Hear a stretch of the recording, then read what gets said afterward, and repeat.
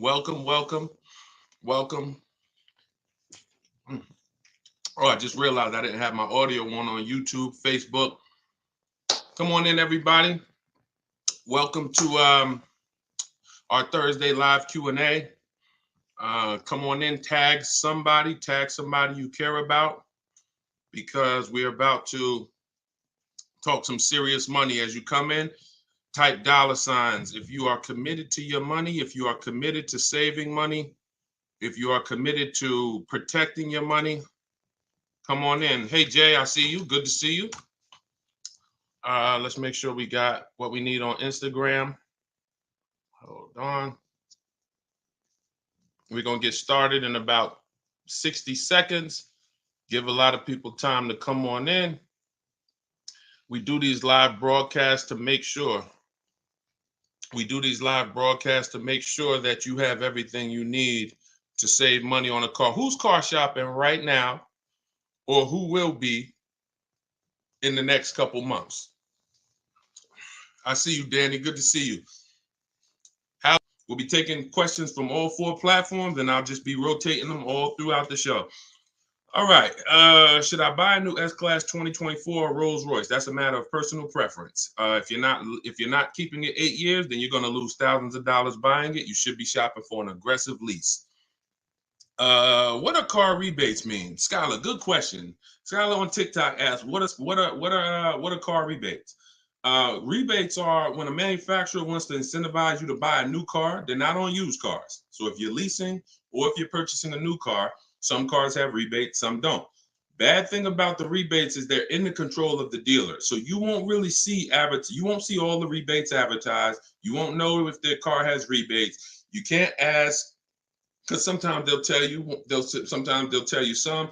The only way to reveal the rebates is to get multiple offers. When you start getting multiple offers, you'll see the rebates, because your best offer, whoever beats it, whoever wins the bid, that best offer is going to have any applicable rebates. Okay, so you don't just want, and listen, rebates are different than the dealer discount. Discount comes from the dealer. Rebates come from the manufacturer that they give to the dealer to pass along to the customer, except every dealer doesn't pass them along to the customer. All right, let's go. Instagram, how we look. The best thing to do is, here's how you do it. When you type your question, but don't send it until you see me answer. When I'm finishing a question, as soon as I finish it, then you send it, because then I'll be able to send it. Then I'll be able to see it. All right. I see a lot of people on Instagram. Type your questions. My car was totaled, and hold on, let me make the screen bigger here. Listen to this, man. I saved almost $200 a month on my lease. I love to hear that. Congratulations, Mr. Graw. I have a 590 credit score, but my pre-approval said that I have to put down $25,000 to $3,000. How can I not put down payment down? Hey, you might not be able to. You got to realize that, I would shop another lender. Try Lend Buzz, new company, startup. The reviews are good. Lend, Lend, Buzz. If you have, you try them. You got to realize any one of you could get a car with no down payment, but there's 2 people who can't. And that's if you have too much negative equity.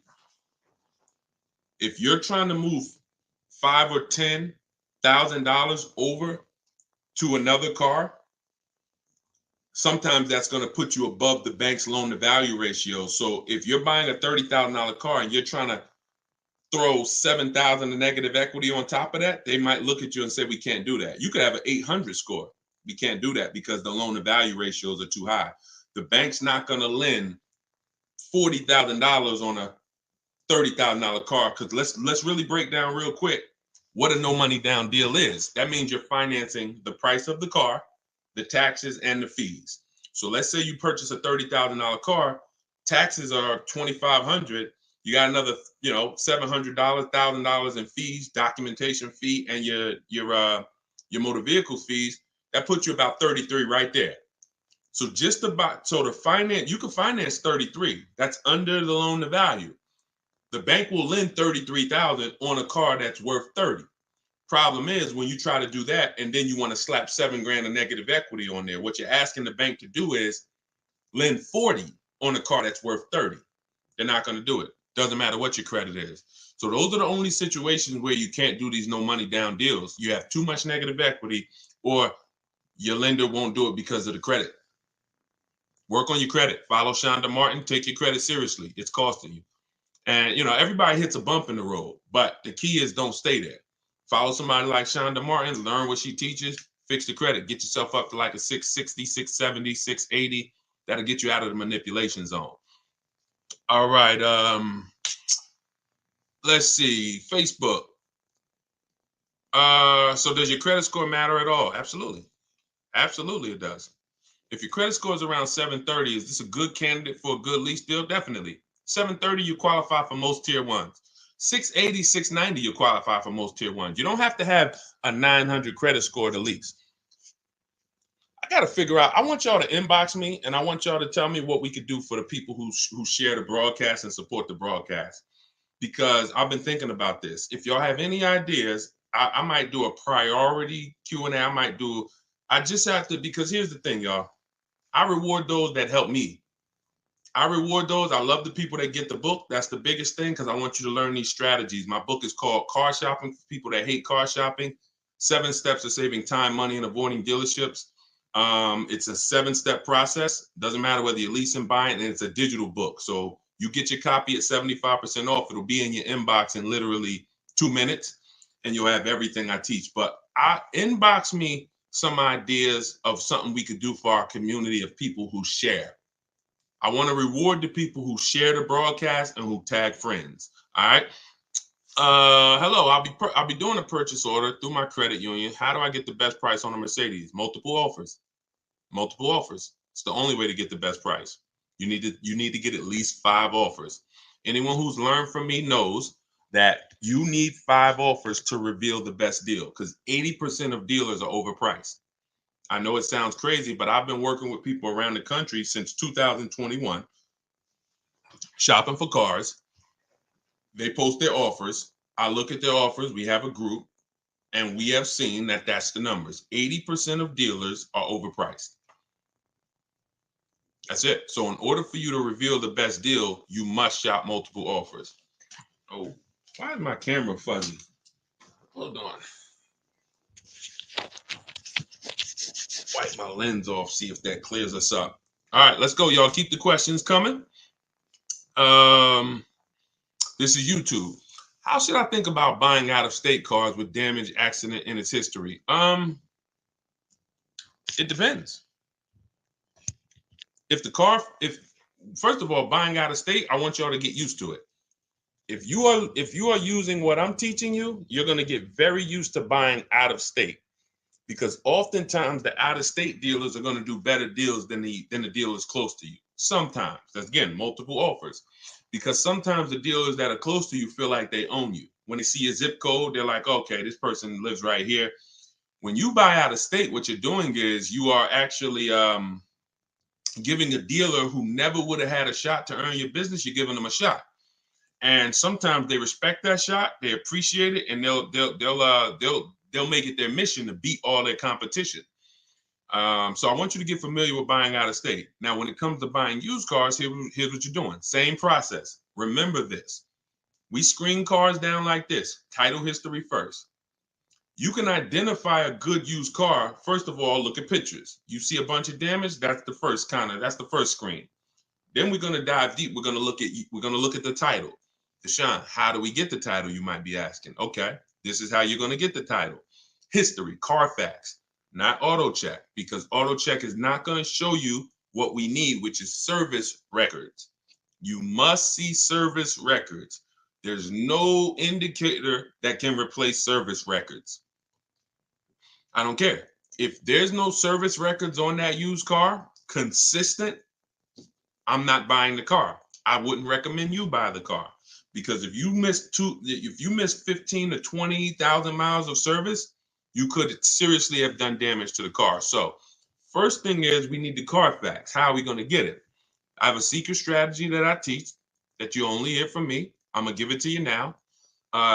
If you just if when you're shopping on these marketplaces, we shop on all of them.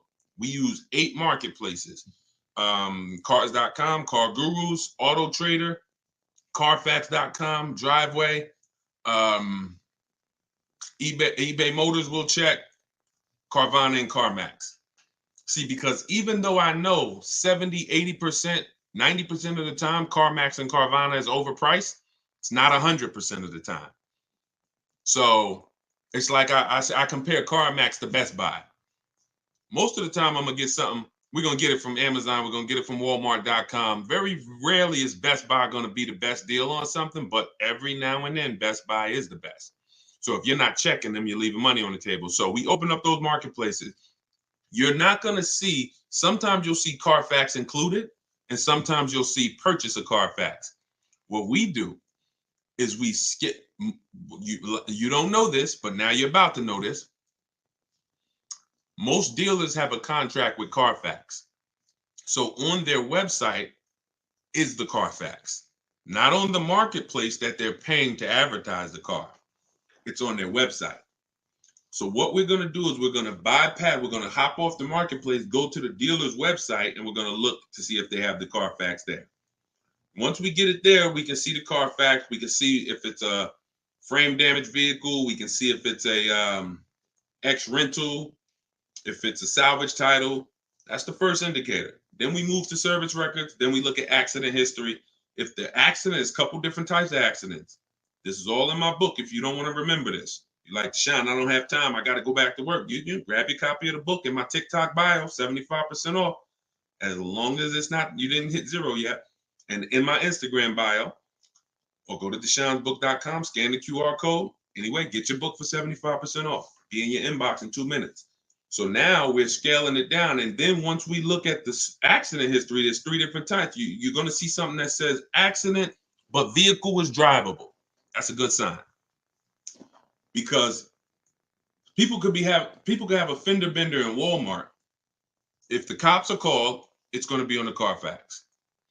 Anything where the cops are called, it's on the Carfax. So what you have to be able to do is discern through wisdom and through understanding, is this a serious accident or was this a fender bender? If the vehicle was drivable, that means it left the scene of the accident drivable. If it says vehicle towed, red flag. I don't get those. If it says airbags deployed, red flag. I don't get those.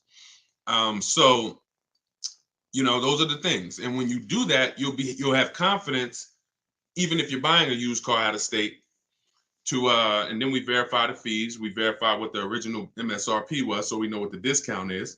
You need to know. Look, y'all, how many people have bought a used car in their life? Type U. If you've bought a used car in your life or you plan to buy a used car, I want you to type a U. I'm about to tell you something. There's many people who are never going to tell you how to truly know a great price on a used car.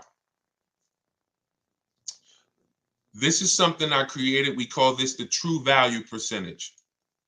The true value percentage is not the discount the dealer is giving you. It's the discount from the price when it was new. Very important. There's nothing more important. You don't have a good deal unless you got a big discount off of the price when it was new. See, the dealer could give you a discount. When I was shopping for my Infiniti, some of you know, I had 4 Infinitis I narrowed it down to. When I pulled the price of each one brand new, the one I ended up getting was $54,000 brand new, and it was a 42% discount from when it was new.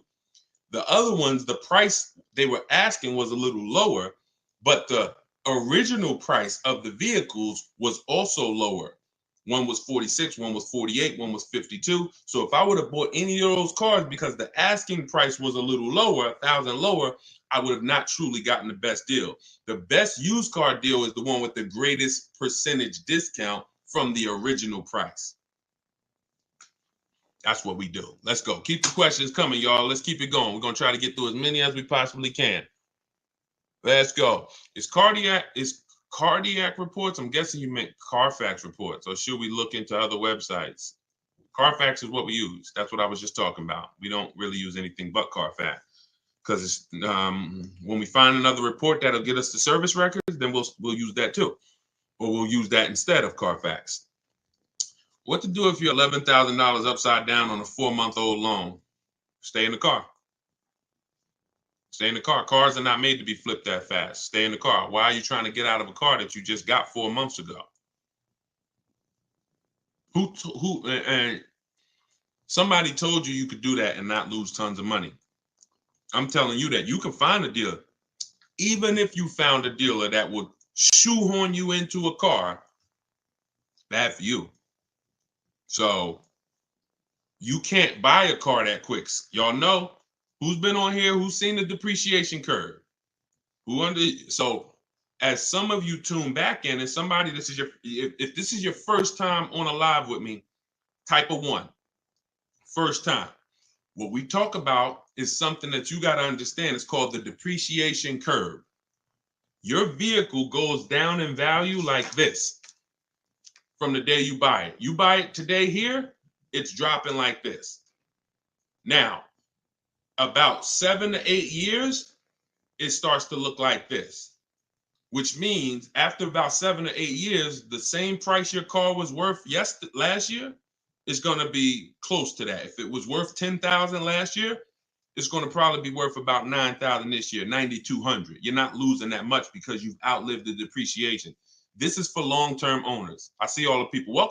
Can we send a welcome to the first-time people? Everybody who's been on here, can you send a welcome to the people who've here for the first time? We got a lot of people here for the first time. Okay, everybody who's you've tuned in before, just type welcome. This is the depreciation curve. So if you are buying cars and you're switching them in this period, which is the 2 to 7 years, you shouldn't be buying cars. You should be shopping for leases, aggressive leases.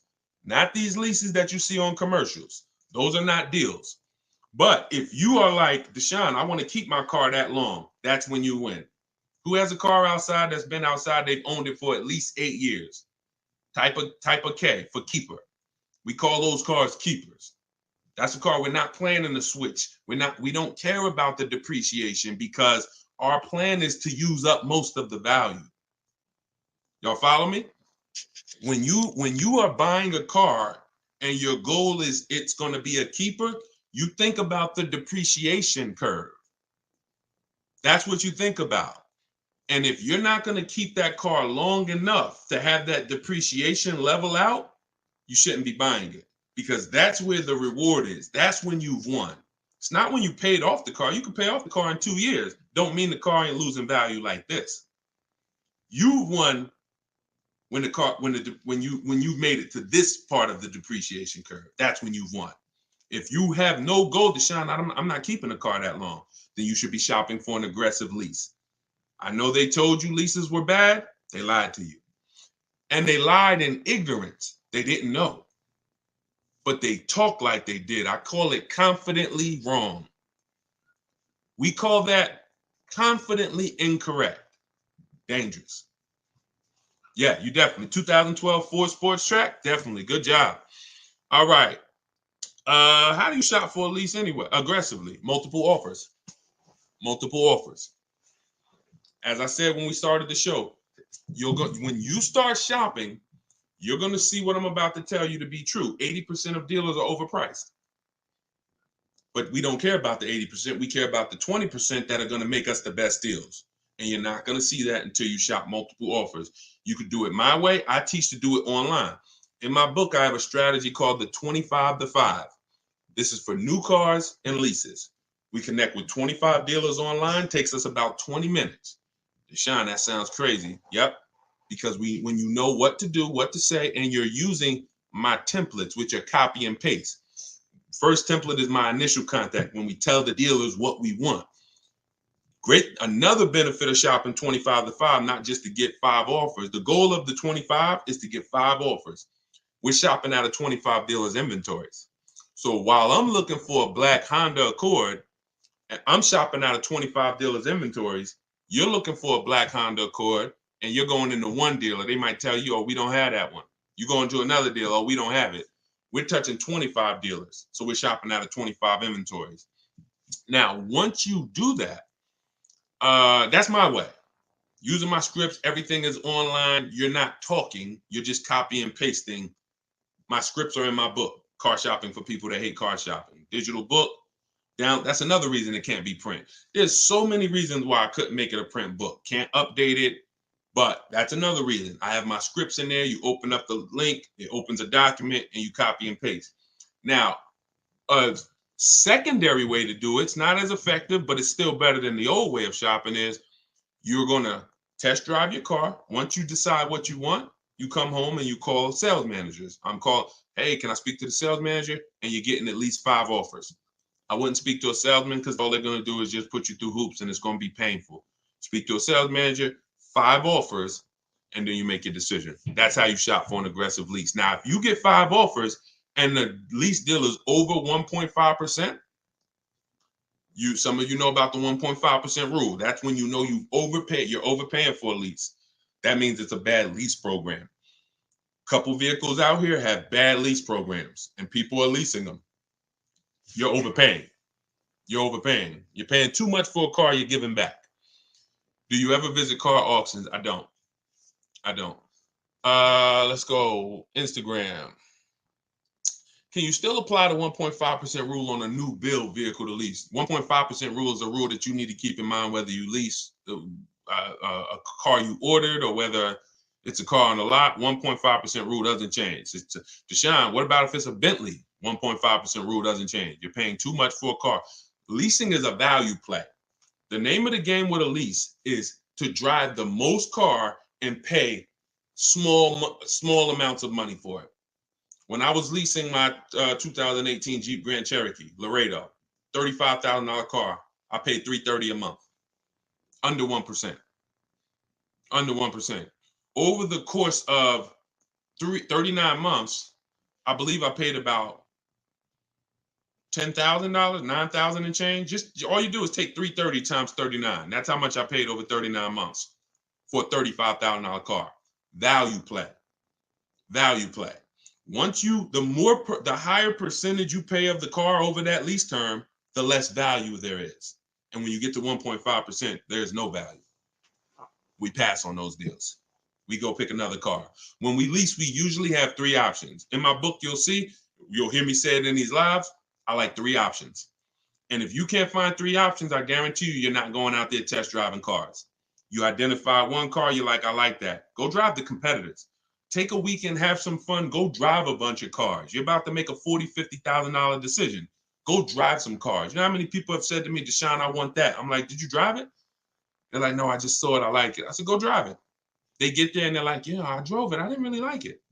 Now think about if you would have bought that car. You'd have been like 3 months later, 6 months, how could I get out of it? So we do ourselves a disservice because we're not shopping. And I know why you don't shop is because you've been programmed to be nervous shopping. You do my way. Here's a rule you never break. Never talk numbers inside the dealership.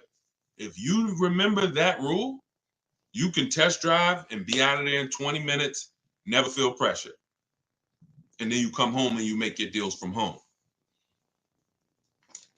Yeah, we're taking questions from we on 4 platforms. Yeah, confidently incorrect. You like that, right? When you see somebody, that's what I call them. Speak with bold. Never lease a car. Leasing is the most expensive way to own a car. Confidently incorrect. Dangerous combination. Dangerous to yourself and others. All right, let's see. I got pre-qualified for a loan with Carvana. We don't use Carvana pre-approvals. Listen, this is a great question. It wasn't a question. It was just something somebody typed. Remember this term, y'all. Restricted pre-approvals. What are restricted pre-approvals? The benefit of shopping the way you're going to start shopping is you're going to see the whole market, which means wherever the best price car is, you're going to go get it. There are people who know that you're now getting into pre-approvals. They know you're now getting more savvier. So what happens is it's a new iteration of the old techniques, which is how can we limit them? In this new day and age, we're going to create something that restricts them, but seemingly gives them freedom. We'll pre-approve you, but you can only use it at Carvana. We'll pre-approve you, but you're going to deal with our dealer network. Restricted pre-approvals, they're trash. Carvana's one of them. Capital One Auto Navigator, because those of you with bad credit, you get pre-approved with Capital One Auto Navigator, and what do they tell you? Go to our dealer network. Now, that dealer network is in bed with Capital One, and they know you're sending us these bad credit people who depend on us to find them the car. It's a money play.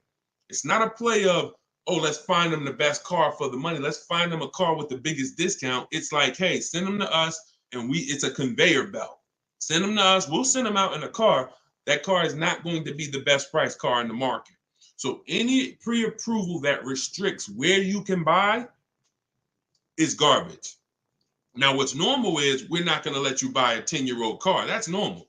Them not letting you buy a car with, 10 years old, or not letting you buy a car with more than 80,000 miles, that's different. These are boundaries, not restrictions. Boundaries are different than restrictions. Restrictions mean you're going to go deal with our guys. You're going to go deal with the guys we're affiliated with. So you don't want those types of pre-approvals. A real pre-approval, you can go and find your car anywhere. You go find the best price and you take the deal down. All right. What is the best way to end a lease? John, we never end a lease without doing an equity assessment. This one's from Facebook. We never end a lease without doing an equity assessment. Could y'all keep shooting the lights up on TikTok? You spending time with us, just keep tapping the screen, because what you're doing is you letting TikTok know we talking something over here that a lot more people need to hear, and they just keep sending more people. So appreciate y'all running those lights up. Just keep tapping the screen. Yeah, we never end a lease without doing. Listen, I want y'all to be honest. You know I'm the bad news first person. I'm not here to. Some of the things you're going to hear from me, the 1.5% rule, the way you shop, rebates you didn't know about. You're going to come to yourself and say, not understanding leasing. You're going to say, dag, I've already lost money. So that's okay. So, but it's my job to share not just the new strategies, but the bad news, so you stop doing that. Who's returned a lease, just dropped it off at the dealership before? Like, type me if you've dropped the lease off and just, either left it with them, or you just, you got a new lease from them and just dropped the old one off. Okay, a lot of people. So I'm telling you that you can never return a lease again. First of all, from 2020 to 2022, into the pandemic, we had people selling leases. I sold my Jeep, that same Jeep Grand Cherokee lease I was telling you all about. I sold it and I made $10,200. Now, during that time, prices on cars were up $7,000 to $15,000. 12 to 15 were like the trucks. If you had a truck, a pickup truck or SUV, they were worth like 12 to 15 grand more than the normal price. Cars were worth 7 to 10 grand more. So it made resale values high. Whenever a car's resale value is high, you got a high likelihood of making money selling it at the end of the lease. But you can never return a lease without doing an equity assessment again. And here's how you do it. This is step 2 in my process. In my book, it's called Car Shopping for People That Hate Car Shopping, 7 Steps to Saving Time, Money, and Avoiding Dealerships. It's step by step. Step 1 is you need to know whether you're leasing or purchasing, because that's the foundation. Step 2 is the car you have, we have to see what position. Is there any money in it? Is there any equity in it? Or is there negative equity? You can't have negative equity in a lease, but if you have a loan, you could have negative equity. So here's how you do it. You need to call the bank, see how much you owe. That's called a payoff. Don't look at your contract. Don't say, Deshone, I look on my paperwork, the residual value says this. No, you need to see how much you need a payoff, because the residual value is not going to include any payments, anything. You need a payoff. If you're going to call, you're going to ask for your payoff. If you have a lease, you're going to ask another question. Do I have a third-party restriction?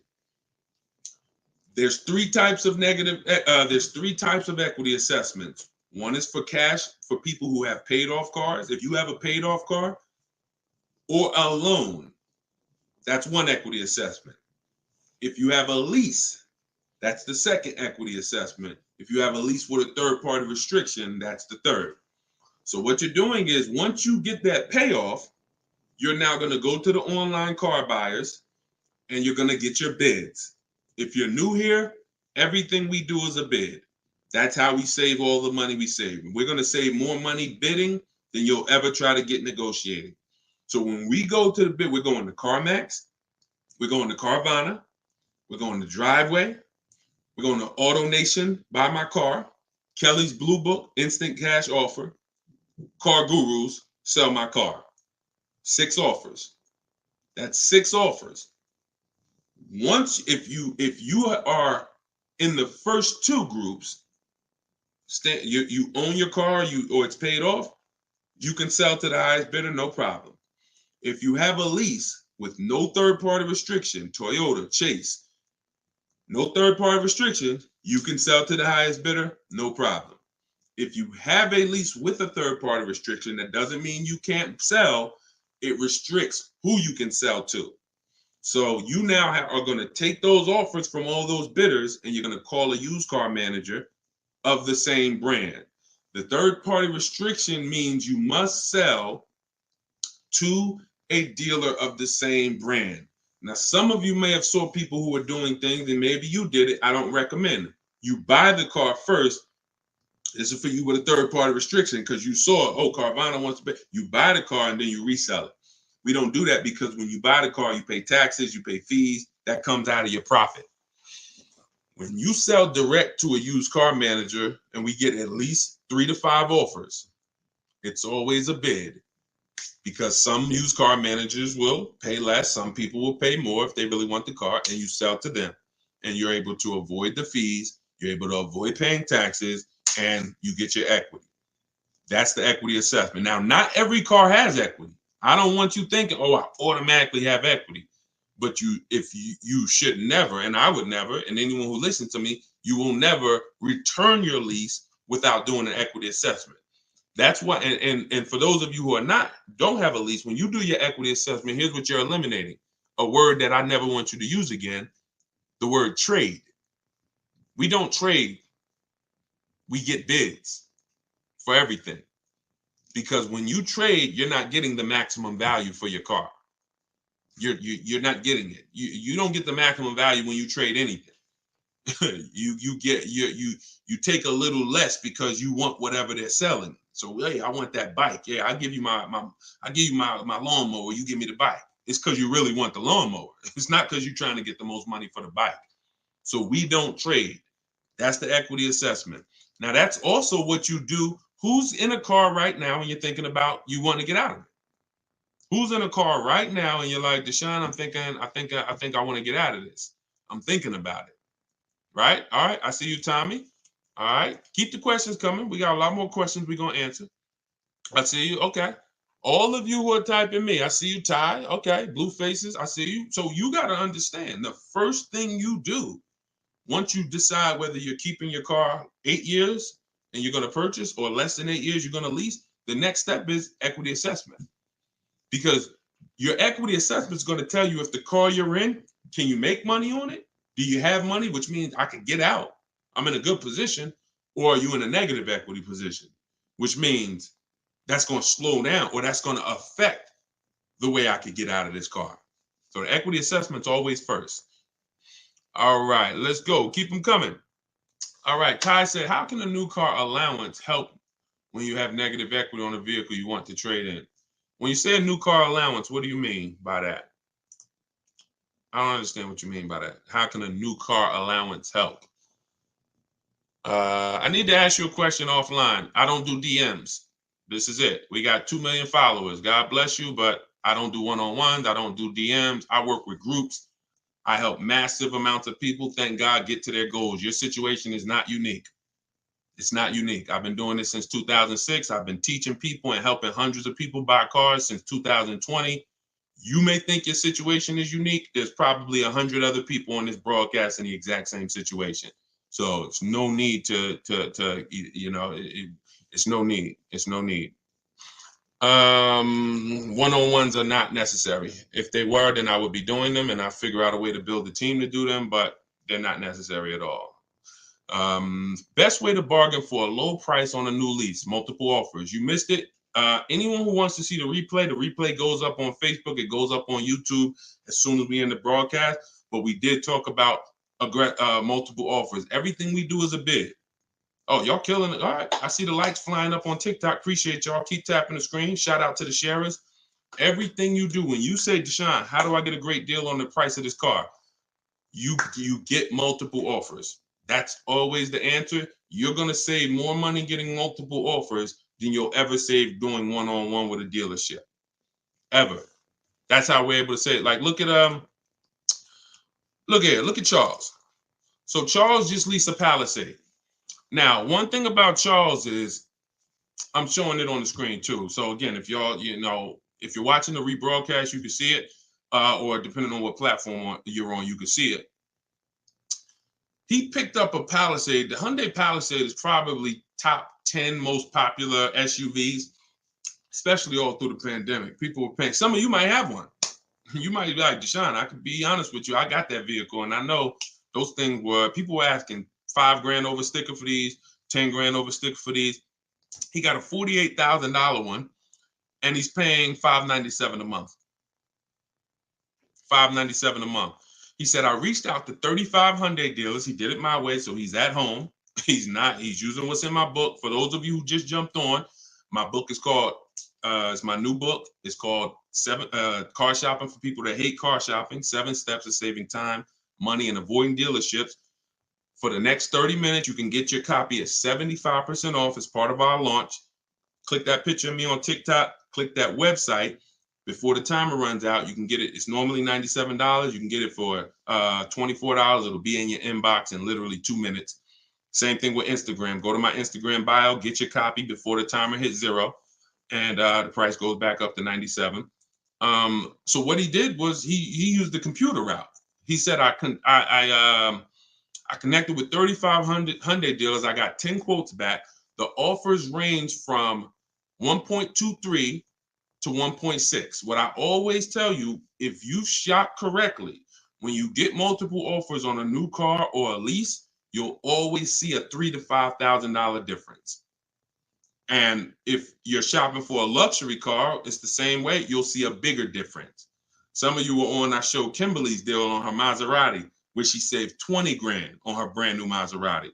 So he said, I'm a high mileage driver, so he's very price conscious. Made the decision, and look, $48,000. He's paying $597 a month. Now, what I always say to high mileage drivers is, once you shop your offers, you shop them with $12,000, and then once you identify the winning dealer, you adjust that mileage with that dealer. If you need 18,000 miles a year, if you need 20, you adjust it. Once you identify the winning dealer, you say, hey, please work the deal with me for 20,000, and you just pay for the additional mileage. And he's probably going to leave out of here with his additional high mileage at probably still under $700 a month, when people are driving this same car paying $900 a month. Because a $48,000 car, some of you know, every $5,000 is $100 a month. So that's about a $1,000 car payment for people who are buying a Hyundai Palisade before they put their money down. $1,000 car payment. He's paying $597. All right. Deshone, thanks for what you do. Appreciate you, Mopar. Thank you. I love this, man. I absolutely love. And you know what? I get excited about people who are excited about their money. That's what I get excited about. People who care about their money, who are going to show up, people who are I connect with people who are into financial literacy, who are about saving money, who are about learning new techniques, new ways to do things. People who are out there shopping like this is 1990. What results do you expect to get? So, all right, let me put the banner back up. For those of you who want the book, you can scan that QR code, and let's keep the questions rolling. Let's go. Let's go. I'm trying to get through. I'm rotating through all the platforms. So when y'all hear me ask a question, as soon as I finish answering it, post your question so it'll pop up so I can see it. Would you purchase a car older than 10 years? Only if I'm paying cash for it. I have something in the book called The Rule of 72 and the 10th Birthday. Some of you may have seen the videos. The video on the Rule of 72 and the 10th Birthday means we never take a loan over 72 months. It's a 6-year loan. You're asking for a lot of risk. You're going, a 7 or 8 year loan, that's like a 40-year mortgage. A 96-month loan, that's like a 50-year mortgage. We won't go more than 72, but we also have to have the car paid off by the 10th birthday. That's why it's called the rule of 72 and the 10th birthday. So they work together. I'm not going to take a loan over 6 years, because if coincidentally, when I see people who have problems with cars, the car is usually older than 10 years. When I see people who can handle those problems, cars usually paid off. When I see people in danger of losing those cars, car usually has a loan on it. So if you still have a loan on the car and it's older than 10 years, you've asked for trouble. So whenever you're doing your loan, you take the age of the car, and you add it to how many years the loan is, and it shouldn't go past 10. So if you're looking at a 5-year-old car, you could do a 5-year loan. If you're looking at a 4-year-old car, you could do a 6-year loan. If you're looking at a 3-year-old car, you could do a 6-year loan, not a 7, because we don't go past 6. 72 is the longest loan we'll take. Now, if you're looking at a 6-year-old car, 4-year loan. If you're looking at a 7-year-old car, 3-year loan. Now, if those principles don't work for you, it's because you can't afford the car. You might say, Deshone, well, I can't get that car in the payment I want. You're only buying it that old because you're trying to get it in a comfortable payment. But the older you buy it, if you're going to still take a 6-year loan on it, that's a sign of affordability. You're buying too much car you can't afford. So again, you feel free to do what you want, but I've seen enough people get in trouble with no boundaries on how long of a loan they're going to take or how old of a car they're going to finance. And my job is to create boundaries for you. And at least if you break them, you know you're breaking a boundary. God bless you. I hope it works out. But if something happens, you have nobody to blame but yourself. All right, Tani, thank you. Just bought the book. Appreciate you. All right, this is YouTube. Good afternoon, Deshone. I'm trying to lease the new Santa Fe Calligraphy. I have an 800 plus credit score. What should my payment be? Well, we always estimate when we look at a car, we use the 1.25. That's what we do. We take the MSRP of the car. If you're trying to see, can I afford this car to lease it?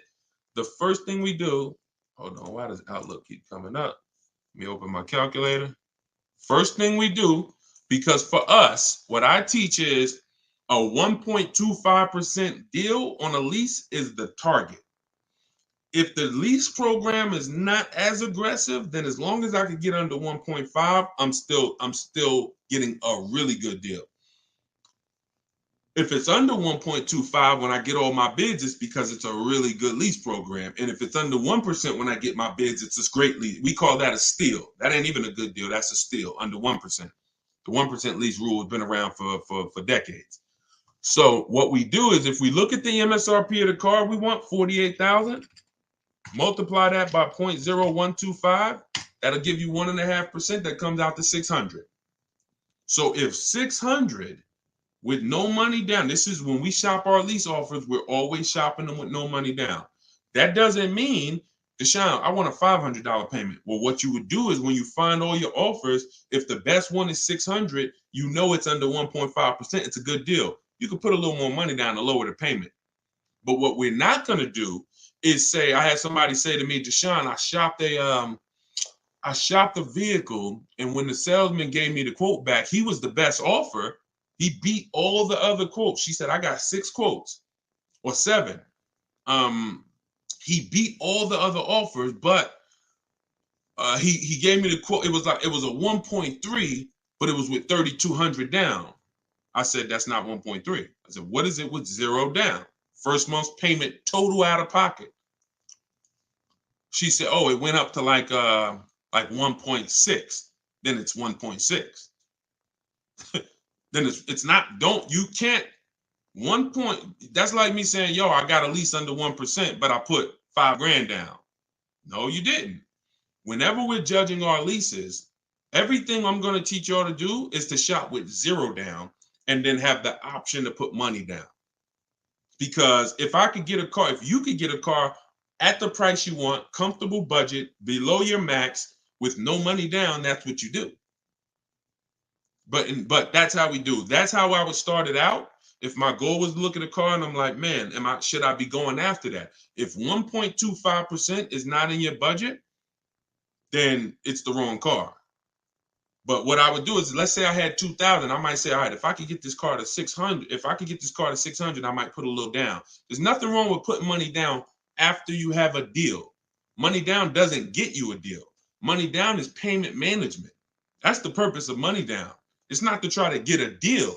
I already have a deal, but I'm gonna put money down so I can lower my monthly payment to a more comfortable range. That's what is it. All this is in my book, my new digital book, Car Shopping for People That Hate Car Shopping. Look, and y'all don't have to worry about me holding back. It's in my videos on social media. Thank God y'all helped us get to over 2 million followers across all these platforms. I don't hold back, but some of you are like, Deshone, I want everything in one spot, step by step. That's the digital book. Go grab your copy. As long as the timer didn't hit 0 yet, you can get it for 75% off the normal $97 price. You can get it in my TikTok bio, click that website. You can get it in my Instagram bio, click that website, or you can go to deshonesbook.com. I'm going to post it again here for you guys on Facebook and YouTube. All right, let's keep the questions coming. You can click that link there that says deshonesbook.com. Grab your copy before that timer hits 0. You got 30 minutes. Thank you, Tim. I appreciate you, man. He says Deshone is the man. Appreciate it. All right. Let's see. Will you touch on buying with bad credit? You got to find a lender. I recommended LendBuzz in my book. That's who I recommend. I'm not affiliated with them. You got to realize that if you have time, what you should be doing is fixing your credit. It's like a person who, like, there'll be people driving a car, and this is where I want to help you with mindset. A lot of this stuff, some of this stuff I'm talking about with y'all is mindset.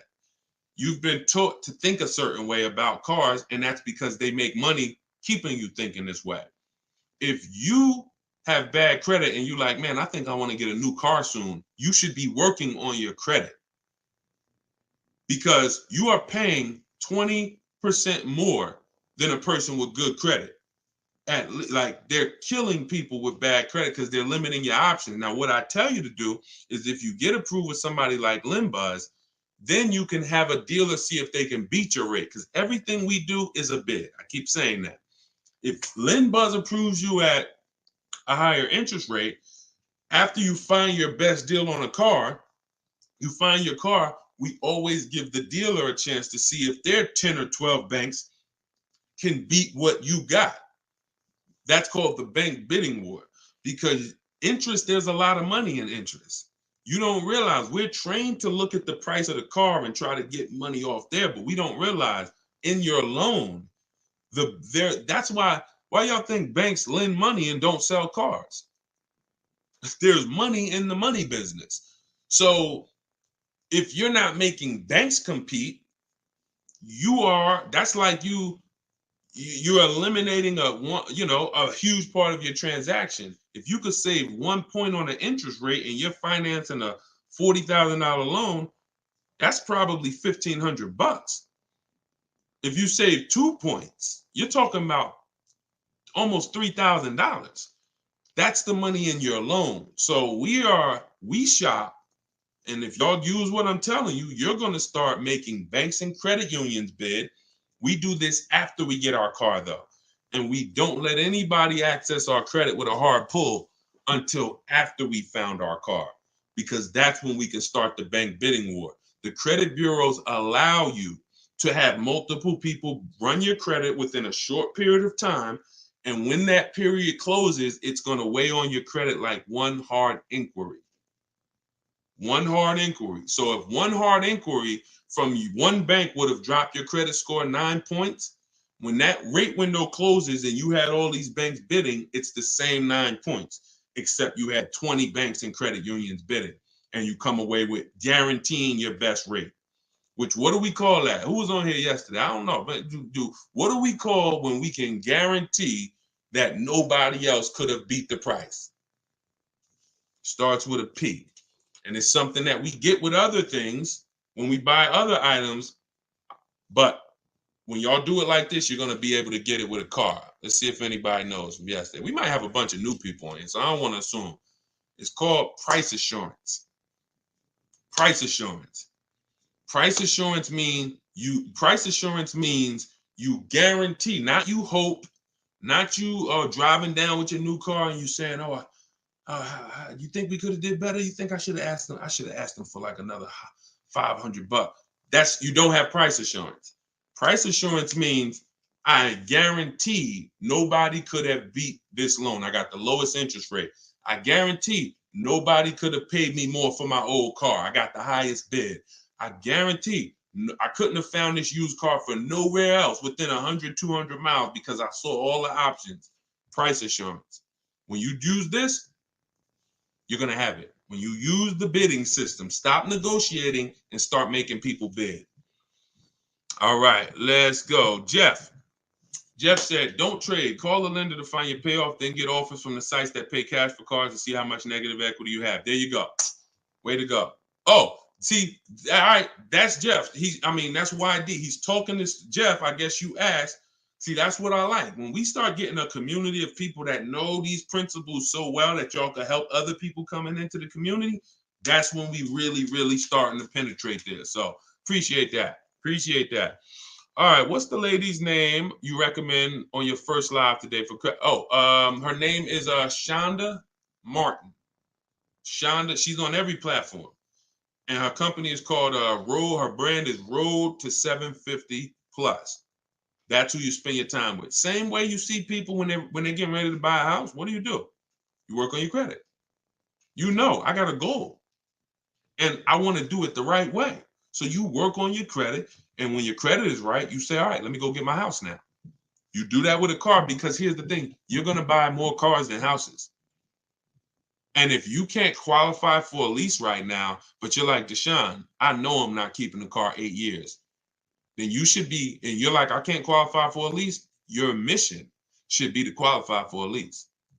That should be the mission. Because once you get your first lease and you do it right and you structure it right, and you get multiple offers and you drive off in that brand new car and you see what your monthly payment is, you're going to be like, man, I should have been doing this years ago. Why was I buying those cars? So get there.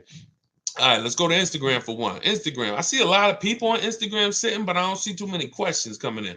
What about places like Car Gurus and Carvana? They're always on our list when we're shopping for used cars. Always. Always. Like I said, even if 90% of the time or 99% of the time they're overpriced, if you don't look at the inventory, you're missing an opportunity. I'm always going to look. When you shop for a used car, you want to look everywhere used cars are. Every marketplace. In my book, I have 2 strategies I teach of how we get the best deals on the car we buy. One is for new cars and leases. That's called the 25-to-5 strategy. The other is for used cars. That's called the multiple marketplace strategy. All right. Both of them are walking you through getting multiple offers and seeing multiple options. All right. What if the dealership wants to see the quote from the other dealerships? How does that work? I don't usually do that. And the people that I teach don't usually do that. I'm going to tell you why. The 80% of dealers are going to either try to overcharge you. They're lazy. They're going to try to make it hard for you. And then they're going to try to say, okay, the 20%, before you make a deal, show us what they offered you. No, I give you an opportunity because here's what you got to understand about the 80%. It's not just the price. It's the way they're going to treat you because of who they are. They don't want to compete. They don't want to compete. So it's like, I'm not interested in someone who doesn't want to compete for my business. What business can we start, y'all, where we don't compete?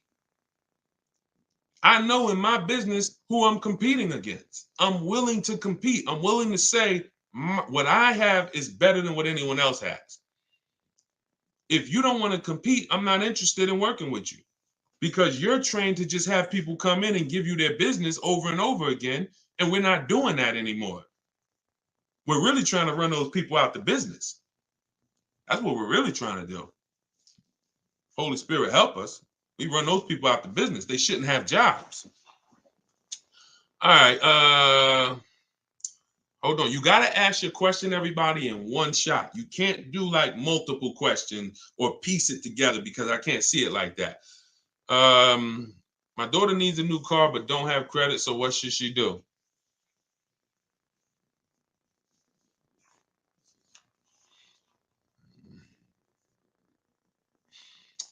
My daughter needs a new car but doesn't have credit. What should she do? Scrape together some cash and get her an inexpensive car. I needed a car. I didn't have credit. My first car was a $500 car. Transmission went out. She should be looking on Facebook Marketplace, saving up some money to try to get a car. Walking into a dealership like a lamb, coming in, oh, I have no credit, but I need a car, and you got sharks and wolves looking at you. Yeah, they'll put her in a car. But when you see those numbers, that car is going to follow her for years and years and years. So it's just like, look, y'all, I think, and we can hear this, that car buying has not been taken seriously. And that's what has caused the problems that we are trying to fix at this point. You don't take listen, there's no other transaction that has the magnitude, price-wise, of a car that people don't take serious. Only cars. If I told you you could start a business, even if it's a business you wanted to start, but it's going to take you $5,000. How serious? On a scale from 1 to 10, 1 being I'm going to do it in a weekend, 10 being I'm going to take it extra serious. How serious are you going to take that? Just $5,000. You can start a business that you want to start. How much research you going to do? How much due diligence you going to do? How prepared are you going to try to be? Scale from 1 to 10. 1 being I'm going to do it like I do, and 10 being, yo, I'm going to take this joint serious. That's $5,000. I don't want to lose that. Most of you would say, right, almost 10. Cars, they programmed you to think, oh no, this is a 1. Don't take it serious. You don't need this. All of that extra stuff, having strategy and like understand, you don't need that. That's the problem. But what you got to ask yourself is, why did they teach us? Why did they program me to shop like that? Because it makes them a lot of money. You not taking car buying seriously, you thinking, man, I could come in, I could do this in 2 hours. You at the grocery store in 2 hours, you spent $250. You at the car dealership for 4 hours, you spent $40,000. So all I want you to do is slow down, have a strategy, plan, and make the right move. And if you care about your money, this is going to make sense to you. If you care about your money and this is making sense to you, type $signs. If what I'm saying to you is making sense, type $signs. I appreciate it. Shout out to everybody sending gifts. I appreciate it. You're my favorite low-income streamer. I don't even know what that means, but I'll take it. I appreciate it. All right. Do you accept 1099-A for purchase? Now, listen, y'all. Somebody just asked this question. I'm going to put it up on the screen. Appreciate it. I see a lot. All right. A lot of you getting value out of it. Check this out. First of all, before I answer this question, I'm going to put it up on the screen, and then because some things we got to call out. I need y'all to recognize them because they're viral. When we start talking about things that are viral, that have millions and millions and millions of views, we got to put those on the screen so that just the people on here could understand what's happening. Before I answer this question, those of you who just came on, this whole show is sponsored by my new book. It's a digital book. It's called Car Shopping for People That Hate Car Shopping: 7 Steps to Saving Time, Money, and Avoiding Dealerships. It's a 7-step process. It's step by step. And the way I have it, it's a digital book. So you are not reading something that doesn't apply to you. If you're going to buy your car and keep it long term, I'll walk you down a path. You're not reading about leasing. I don't want you having to read over leasing to get to the information about purchasing. So what it is, it's like if you remember Mario in the warp zone, you warp and it'll take you here. You get to a section in the book and I say, if you're keeping your car 8 years, click this link and it warps you to that section. If you're keeping your car less than 8 years, click this link. It warps you to that section. Another reason why I couldn't do a print book. So some of you who've been on here, I've talked about several reasons why I couldn't do print, but I want to update it. We use real-time websites. You use my scripts. If I wanted to change anything and I had 100,000 books out there in y'all hand that y'all were using, yeah, it'll work until something changes. And then I got to rewrite the book. All right, y'all. Then you'll be on a live with me a year from now. And I'm like, all right, so this changed. So now I got volume 2 of the book. Go get that. So with a digital book, we can update it. and you can get your copy for the next 30 minutes for 75% off as part of our launch. But once the timer runs out, it goes back up to $97. So go to my TikTok bio, get your copy for 75% off. You'll see a website there in my bio. Click it and then hit that button that says get 75% off. And then the same thing in my Instagram bio. Click that website and then get your copy for 75% off. And if you're on Facebook or Instagram, click scan the QR code on the screen, or you can go to deshonesbook.com. All right, let's talk about this 1099A purchase. So what, as far as I understand, and I don't claim to understand everything about this, but here's what I think I understand. There's this particular thing that allows you to purchase cars somewhat free. Is that true, Sean Patrick? Is that true? I've heard that with a 1099A or some for you're able to like purchase cars and somewhat free. I've seen this, so I don't know if that's what he's talking about, but I've actually seen people that say you can go in with this 1099A and you can leave with a car. Why don't we see people that are doing this? Why don't we see this as a business strategy? Why don't we see people going in, getting these cars, not paying for them, and then selling them, making $10, $15, $20, $30,000 just as a business? Because if you ever gave me something where I could legally go in and get a product worth tens of thousands of dollars and I can get it for either half off or free, then I would be buying that. I would be doing it as much as I can, and I would just be reselling it, making all the profit on a secondary market. So because you don't see people doing this, I'm led to believe that it was just to go viral. Same thing with the down payments are illegal. Woman didn't know what she was talking about.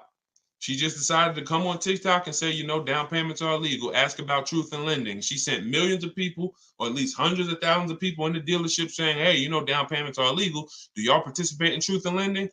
None of them left because of that with a car, with no down. Now, like I said earlier, you can do no money down deals. No, that's not the issue. The issue is when you go in there and you're talking something that you don't understand, but a dealership is trained to make you think you won.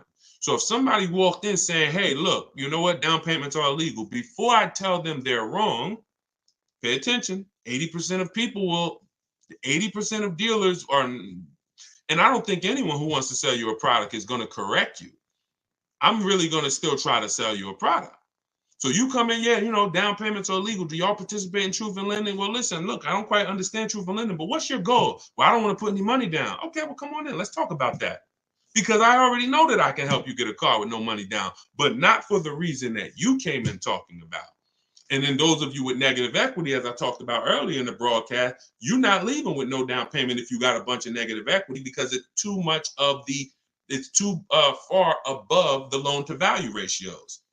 So we just are big on, I'm not just going to give you the right information and the right to-dos. I got to make you aware of these people who are talking, who have never been in the car business and who don't actually understand, and they're chasing clout. They're chasing viral videos because nothing goes viral like a car video. Like there's a couple videos that people are like, you know what? You'll see a person that normally does credit repair or normally does stocks.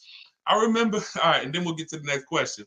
So keep posting your questions, y'all. Send them in. We got some more time. But I remember I was, oh my God, this dude I was watching, and he's got a big following, right? So this guy teaches people how to flip real estate. And he's a course salesperson. And God bless him, because one thing I can say about him, when it came to the real estate, he had a lot of people that he was teaching.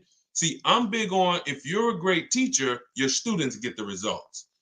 You're not a great teacher if your student, when you see a teacher with no students, you ain't a teacher. You just, you like hearing yourself talk.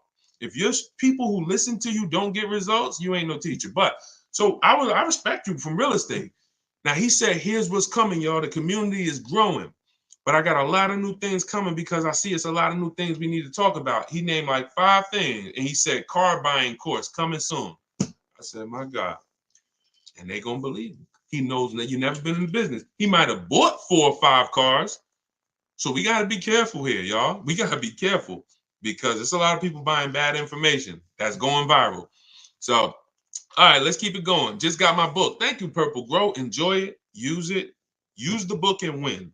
And DM me a success story. Shout out to everybody that reviewed the book on Goodreads.com. We're not on Amazon. But we do have a 4.94 review. I'm putting it on the screen. We got a 4.94. We got 31 ratings, 27 reviews. Thank you to everyone who's reviewed. And if you got value out of the book, if you loved it, when you get your deal, please go to the Goodreads, go to goodreads.com, tell us about it so that we can help more people find it. All right, let's keep it going. I need a Toyota Tacoma. Can you help me? I can teach you to help yourself. I don't fish for people. I teach you to fish. All right, I just got your new book. Now, could you give us info about repairing credit again? Mark, go to Shonda Martin. Type in Shonda Martin. Can somebody type her name? Because I know it's somebody on here that knows Shonda. And you just listen. You see how I am with cars? She's like that with credit. She's like that with credit. She'll do live. The way you know somebody knows what they're talking about a subject is they could do a live with hundreds and hundreds of people and just take questions, and whatever question comes, it's like not stumping them. That means they've studied. That means they've been in the game. They've done seen too many things. And when I saw her do that, about maybe 3 years ago. And I said, everybody I know, I'm sending to this girl because she deserves it. And she has just hundreds, if not thousands, of people that have used her strategies and have, gotten their credit up. All right. Let's see. We'll go for a couple more minutes. Did you already answer the question about finding a lease without money due at signing? D, all you do, this one's from Facebook. All you do, D, is when you shop your lease offers, this is for everybody. When you shop your lease offers, you are cut. Look, who was taught when it comes to leasing, they limit you on the mileage? Type me. If you were taught with a lease, they limit you on the mileage you can drive. If you were taught with a lease, here's another one. You have to put money down. You might have saw these commercials. Now, like I said earlier, and that you'll always hear me saying, you tell everyone you know, those leases are not deals. Those are packaged profit offers where the dealers make a good amount of profit. Those are not deals. Like, for example, any deals you see me show from people, when you get your lease deal using these strategies, you're going to look at your lease deal and you're going to look at the commercial. And you're going to be like, dang, this deal I got is like $3,000-4,000 less than that. That's a deal. Deals are not advertised to millions and millions of people. So when you go, so you've heard they limit you in mileage. You've heard you have to have a down payment. None of it is necessary. You choose your mileage on a lease. So if you drive 15,000 miles a year, you can get a 15,000 mile a year lease. Some of you heard about the gentleman I met when I was at Hyundai for 6 weeks. I was a manager. He was the first one that exposed me to a high mileage lease. Gentleman came in, he was returning his Hyundai with 75,000 miles on it, almost 75,000.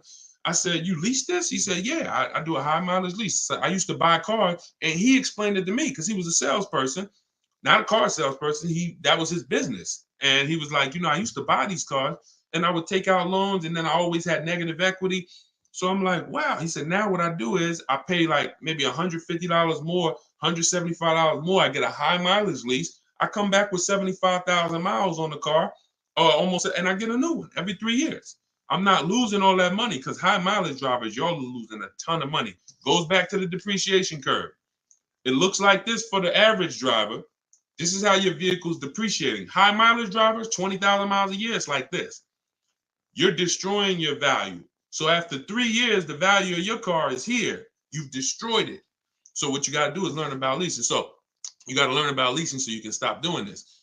So you are going to shop your lease offers with only first month's payment total out of pocket.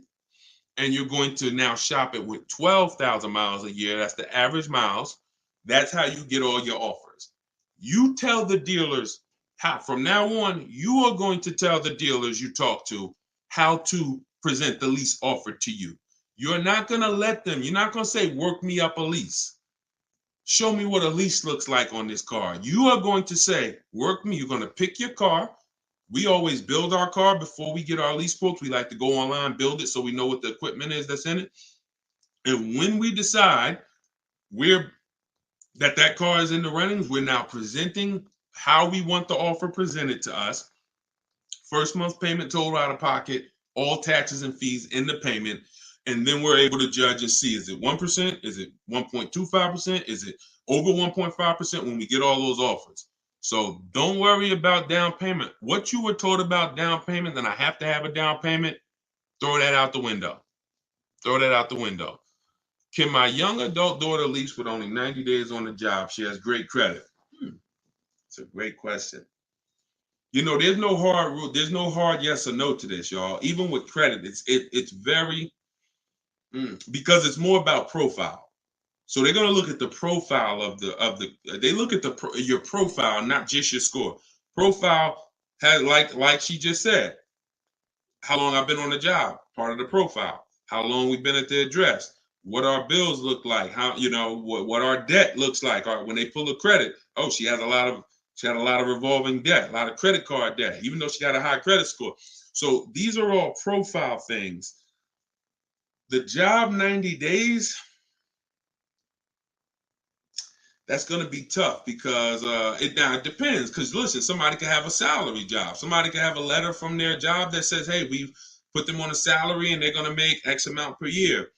Even the type of job the bank looks at, having a 90-day job at a job that could be lost easily is different than having a 90-day job. Now, did she have a job before, or is this her first job? Because if she had continuous income, she might have a better shot. That's tough though, but I go for it. If my goal was to lease and I had a good credit score and I had income coming in and I could support the lease payment, I go for the lease. And I try not to go out of control. Don't bite off something like a $40,000 car. I'd be shopping for something that was under 30. I go for it. I wouldn't buy. And if she's got to buy, then I would buy something inexpensive just to build some more history, so that anyone who can't qualify for a lease, your goal should be setting yourself up for a lease. That should be the goal. I'm setting myself up for a lease. So that's what I can tell you. This is her first real job. Yeah, she might need a little more time. But again, and look, if she has to have a car today, that's different. Can she wait it out? Can she get 6 months on the job? Can she, before she needs a car? I go as long as possible. And again, if she doesn't need the car already, if she needs the car now, once again, I go for it. I will be shopping lease offers. I will look for something inexpensive where if I get a good deal on it, my lease payment's like three and change. That's what I would do. That's what I would do. All right. Yeah, somebody said the marketing emails I get from Mercedes always say $4,000 down, $4,000 down. That's because don't believe marketing, y'all. Those are not deals. So that's what, never believe this. As long as you live, just remember this. Deals are not advertised. Deals are made in private. Managers don't want to make them. They're like, man, I didn't want to make that deal, but shoot, I mean, listen, at least we sold the car. That's a deal. They're never going to advertise all this stuff that I'm showing y'all. Look, you see when Kimberly saved 20 on the Maserati, Bonita, she leased a Kia Telluride 2022 when every dealer was charging $5-10 grand over sticker. She got hers for $600 a month. So these are deals the managers didn't feel good making. They didn't tell her, bring your friend, tell your friends come back, I'll give them the same deal. No, they didn't want to. Deals are made out of like, all right, at least we sold the car. So the advertisements you see aren't deals. The advertisement you see, 100 of you could come in and ask for that. If they got enough cars, they'll gladly give you that because it's not a deal. So, all right. Okay, y'all. Listen, we went for about an hour and 20 minutes. Listen, we'll be back. I'm working on something. First of all, just so y'all know, in case you just jumped on, everything that I'm teaching you'll see it in my free videos all over social media. But one thing y'all are going to understand now is there's different strategies for different people. There's no one size fits all car buying anymore. That's costly. So when you actually get custom strategies for your situation, you're going to save money because it's made for you. That's the reason why the social media videos are a little hard to navigate for you, because I'm talking to so many different types of people. Sometimes it's high mileage drivers, sometimes it's people who want to lease, sometimes it's people who are going to be buying a new car, people who are buying a used car, people who are paying cash. So you're trying to navigate all of these. If you want it step by step in one spot, that's what my new digital book, Car Shopping for People That Hate Car Shopping, is. It allows you to get all the information in one spot in a step-by-step way. And as part of our launch, we're doing 75% off. It's normally $97, but you can get it for 75% off for 30 minutes, as long as you didn't miss the timer. When you click my website, which is in my TikTok bio, click that picture of me, and then you'll see a website. Same thing on Instagram. Go to my bio, you'll see that website, and then hit the button that says, get my new digital book 75% off. It'll be in your inbox in 2 or 3 minutes. You can start using it. You can start winning with it. If you're on Facebook, I'm going to post this link one more time for you guys on Facebook and YouTube. As long as you haven't missed the countdown, get your 75% off. Okay, let me know if y'all can see that. Oh, that went, okay. Yep, we just posted it to Facebook and YouTube. So we're working on something where by next week, we should have a spot where you can click and you can actually, you can actually see my calendar. So anytime I'm going to be live, because sometimes I'll come live at 7 p.m., sometimes I'll come live at 12, sometimes I'll come live at 3, 5 yesterday, So I want you to be able to see, all right, Deshaun's going to be live 2 days from now at 5. That works for me. I'm going to jump on so I can ask my question. What we try to do is get through as many questions as possible. So we're working on that. Hopefully, we'll be able to launch that next week so we can start to get it done. Javon, it's still saying $97. All right, that means you missed the countdown. Now, here's what I did. Because this was happening, I had my team, we made an emergency link. All right, here's the emergency link, Javon. Let me know if you can see it. If you missed the countdown, because I was feeling, at first I'm like, yo, you missed the countdown. It was 30 minutes. Once it's 30 minutes, it goes back to $97. Now, that second one you're going to see is going to be 10 minutes. 10 minutes. That's it. So let me know if all of you guys are good. I want to make sure everybody got it. You guys good? Most people are able to catch the countdown, but every now and then somebody will click the website, then come back to the broadcast. That countdown's still running. Then you're like, okay, let me go get my book, and it's at 0 and it's back $97. So Tommy said, can't wait to read it and save money. Thanks. I can't wait. I can't wait to hear your success story. So we will be back with more lives. I appreciate y'all. Continue to tell your friends when you run into somebody and they say, man, I'm gonna be shopping for a car soon. Invite them to our broadcast. Invite them here so that we can make sure that they're armed with the information they need to go out here and win. I want you mastering buying from home, shopping from home. No one can take advantage of you when you are at your house. We don't spend more than 30 minutes in the car dealership. When you read the intro of my book, some of you who got it, you're going to see in that intro, I say, you should not be spending more than 30 minutes in a dealership if you use what you're about to learn here. And I walk you through it step by step. It's not a book you read and then you go get your car. By the time you get to step 7, that's delivery. So you should not even be, you're not going to be reading step 7 where I'm congratulating you, getting ready for delivery, and you haven't gotten your car. So it's a step-by-step book where every single step you take gets you closer to the car. All right. Same name on YouTube. Yes, Deshone the Auto Advisor. Yep. All right, y'all. So I'm going to jump off. Thank you so much. And I will see y'all in the next live. All right. God bless. Keep unlearning. Keep relearning. All right. Take care.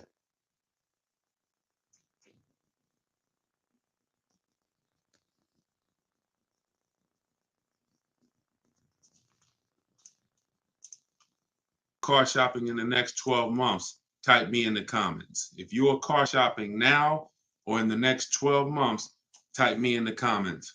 We're getting ready to talk about money. We're getting ready to talk about some big money you need to know, especially if you're getting a loan. Anybody who's car shopping with a loan, type an L.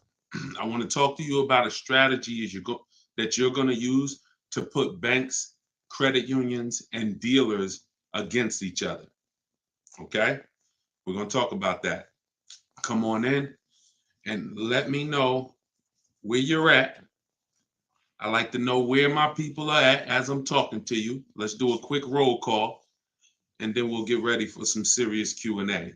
But I'm going to show y'all how to do this strategy. I call it the bank bidding war, where you're going to put banks, credit unions, and dealers against each other to find out who has the best rate. Okay? It's called the bank bidding war. So come on in. Let me see where we at today. We got Cali in the house. I see Colorado in the house, Pennsylvania, Georgia in the house. I see you. What's going on? I see you, New Jersey. I see you, Chicago. I see you, Jacksonville, Florida. Toronto, Canada is in the house. Good to see you. Come on in. I'm trying to see everybody. Florida, Georgia. I think I see a state, Connecticut, New York City, Boston. Great to see you. Let's go. Come on in. I see you. Let's go. Stay very active in the chat. If you ever been on a live with me, I like the dialogue. You got to stay close to the keyboard. Okay. So I want y'all to get your questions ready. Start typing them. Just start typing them. Start typing your questions. My new book, it's a digital book. It's called Car Shopping for People That Hate Car Shopping. It is officially out. So thank God we've been able to bring this book to you guys, been able to bring it to the world. It's already rated 4.94 on goodreads.com. We got 31 reviews. So everybody, while you're watching, you can get a copy immediately for 75% off as part of our book launch. So all you do to get yours, you won't leave the broadcast, is go to my TikTok bio or go to my Instagram bio. If you're on Instagram, click the link and get your copy. You'll see a button there when you click the link that says 75% off. And if you're on YouTube or if you're on Facebook, scan the QR code or go to deshonsbook.com. Get your book 75% off as part of our book launch. All right. And make sure you review it. I love the reviews. Thank you to everybody who's reviewed it.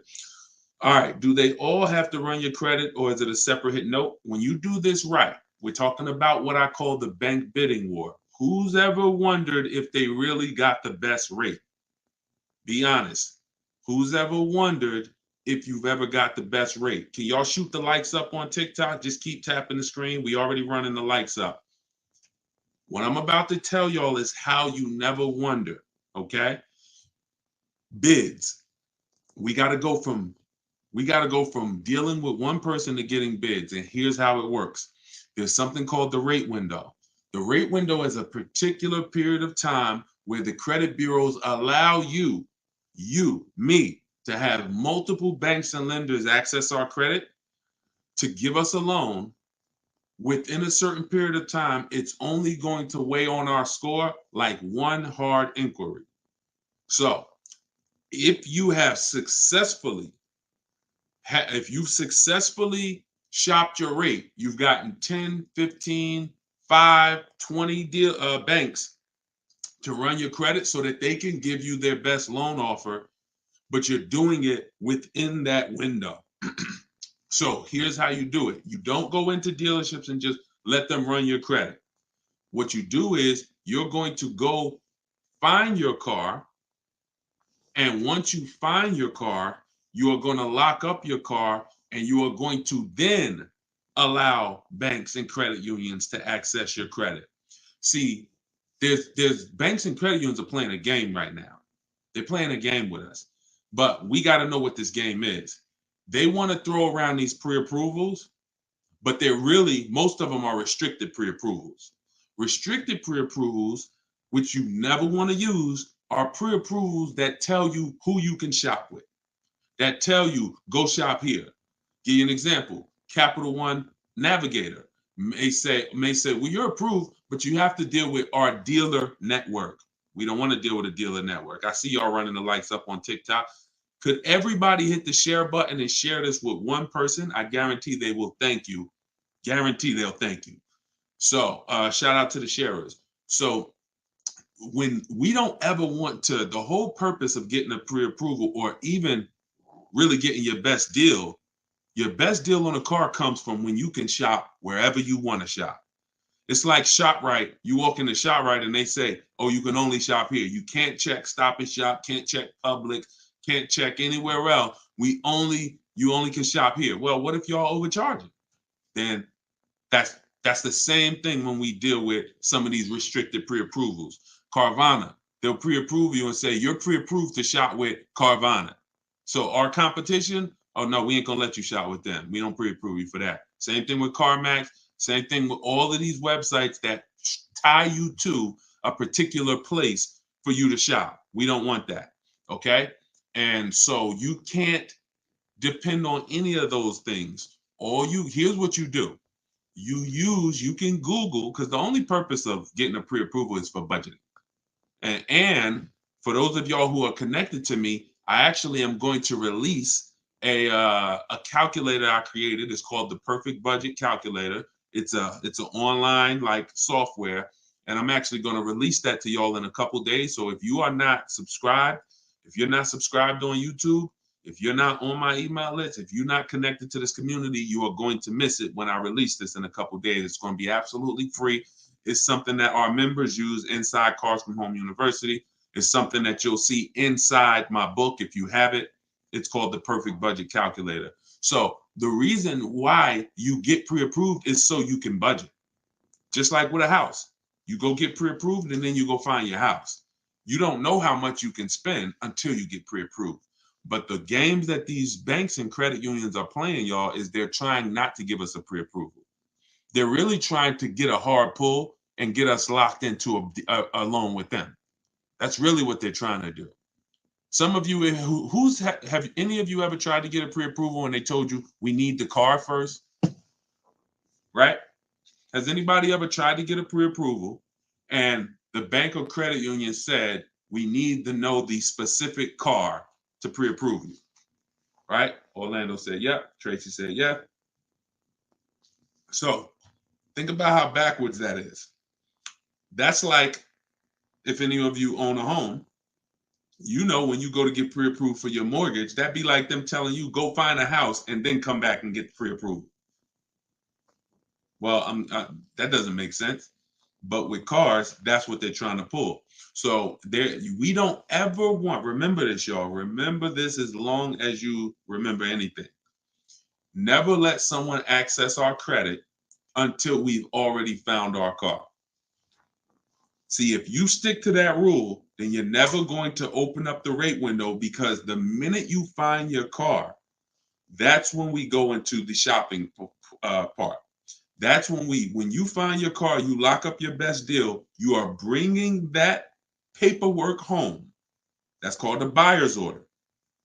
You're going to bring that thing home and you're going to call your bank, call your credit union. You're going to go online, type in auto loans online. Lightstream is a company called Lightstream. It's Community Credit Union. Any of these people you can find online, it's game time. It is time for them to bid, and you'll already have your car, so there won't be anything stopping you.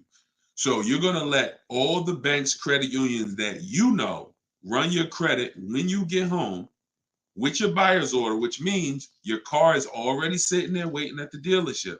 This is very important, y'all. This is like baking a cake, but you don't put the frosting into the mix. You don't put the frosting in the cake mix. It comes at a certain state, at a certain step. The frosting is this step.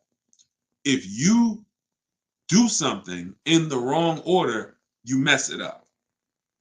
You must wait until after you get your deal. No one has touched your credit. I got my car. I'm going to take it home. I'll call y'all tomorrow, dealership, because I'm going to call my bank, my credit union, and I'm going to let some online, and I'm going to shop for my financing.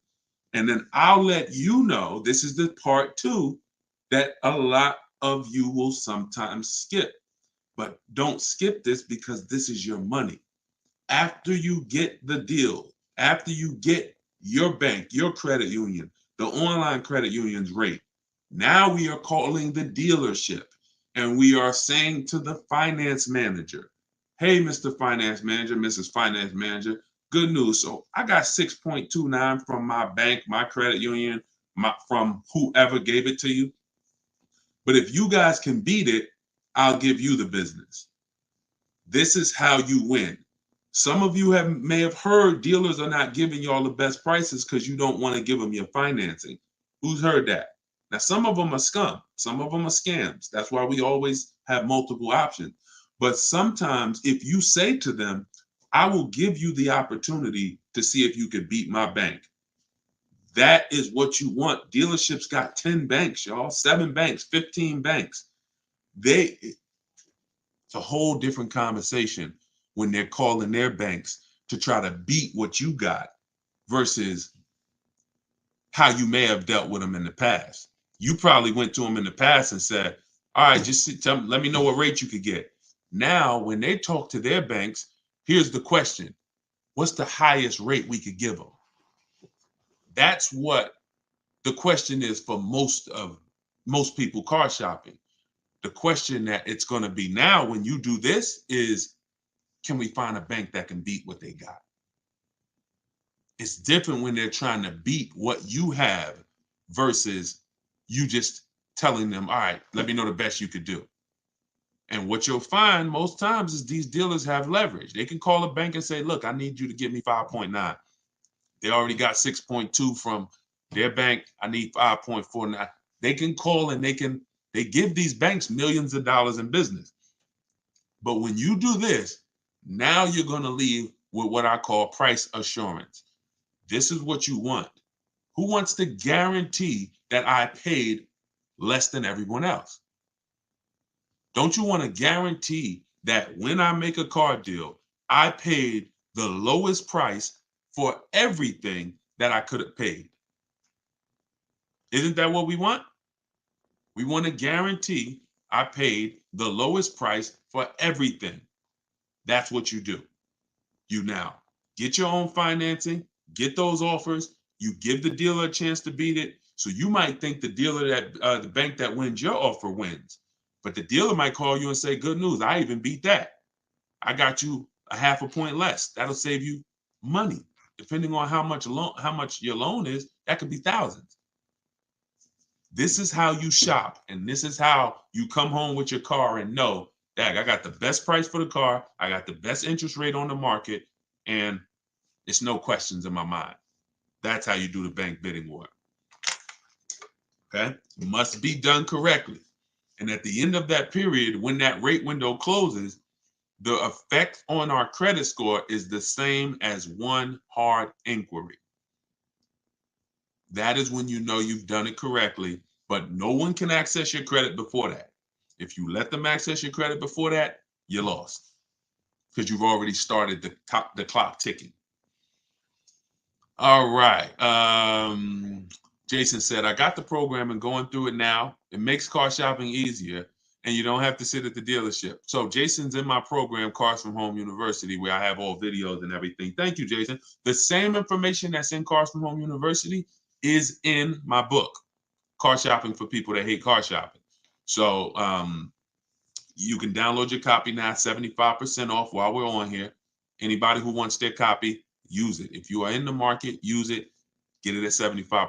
$97 is still a great value for the book because of how much money it's going to save you. But 75% off, that is even better. So go there, grab your copy. It's in my TikTok bio and my Instagram bio. You can go to deshonsbook.com or you can scan the QR code. Okay, can you talk about leasing and getting the best deal? I keep missing that part. Whenever it comes to leasing and getting the best deal on a lease, it comes through multiple offers. You have to show yourself how much the dealers are trying to make on you. The only way for you to see that is for you to look at multiple offers. You're going to see, here's when you know you've done it right. You pick out a car. If you get a price offer for that car, always get it with first month's payment only, out of pocket, no down payment. First month's payment out of pocket, 12,000 miles per year. You can switch this later. Once you find the best offer, you can adjust your mileage. But when we're shopping, we want to shop with average miles so we can judge the deal. So you're going to do first month's payment. You're going to do, and then you're going to divide, once you get the quote, you're going to divide the MSRP. You're going to divide the payment rather into the MSRP. And that's going to give you a number. So if you divide, for instance, 500 is the payment, the MSRP, let's say, is $40,000. 500 divided by $40,000 is 0.0125. Excuse me. The lower that number, the better. If it's 1%, it's a steal. If it's between 1 and 1.5%, that's a deal. But you don't know what your deal is going to be. If it's over 1.5%, then it's just we don't lease those cars. We don't lease cars with bad lease programs. We don't pay over 1.5% because percentage-wise, we're paying too much for a car that we're giving back. So we don't want to pay. We have to be, it has to be a threshold. And I created the 1.5% rule for everyone to know. Once I paid above 1.5%, I'm paying too much for a car that I'm going to be giving back in 3 years. It's no value in that lease anymore. So when you do that, you're going to call, if you do it manually, which means you're not working with me, I can't really tell you exact, because when you use my way, you're using my scripts. Everyone who shops my way, if it's in my book, it has my scripts. And what I'm saying in those scripts is we're telling them what we want. Our first contact, everything is done on a computer. If you're going to do it manually, then you would just call a sales manager and you would get quotes. If I didn't know how to do it, I would just call sales managers and say, hey, I just came from this dealership. I'm looking at this car. Can you give me an offer? I'll give you all the details. And because you have to get at least 5 offers for you to see how much people are trying to overcharge you. Because if you've done it right, y'all, there's going to be a $3,000 to $5,000 swing between the best offer and the worst offer. At minimum, which means you're going to see some people that want $500 a month for the vehicle and some people that's quoting you $650 a month for the same vehicle. They're going to be like, that's my best deal, $650. And you're going to be like, wow, there's another deal that's at $500. So all that thinking people was the same price, absolutely, no, they're not. No way.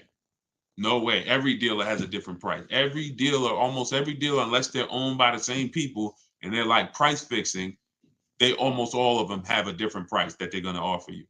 So the key is sorting for the best offer. I like to do it all online without speaking to anybody. If you want to do it manually, online requires you know what to say. Your dealerships are trained for people who are trying to get deals and trying to save money online.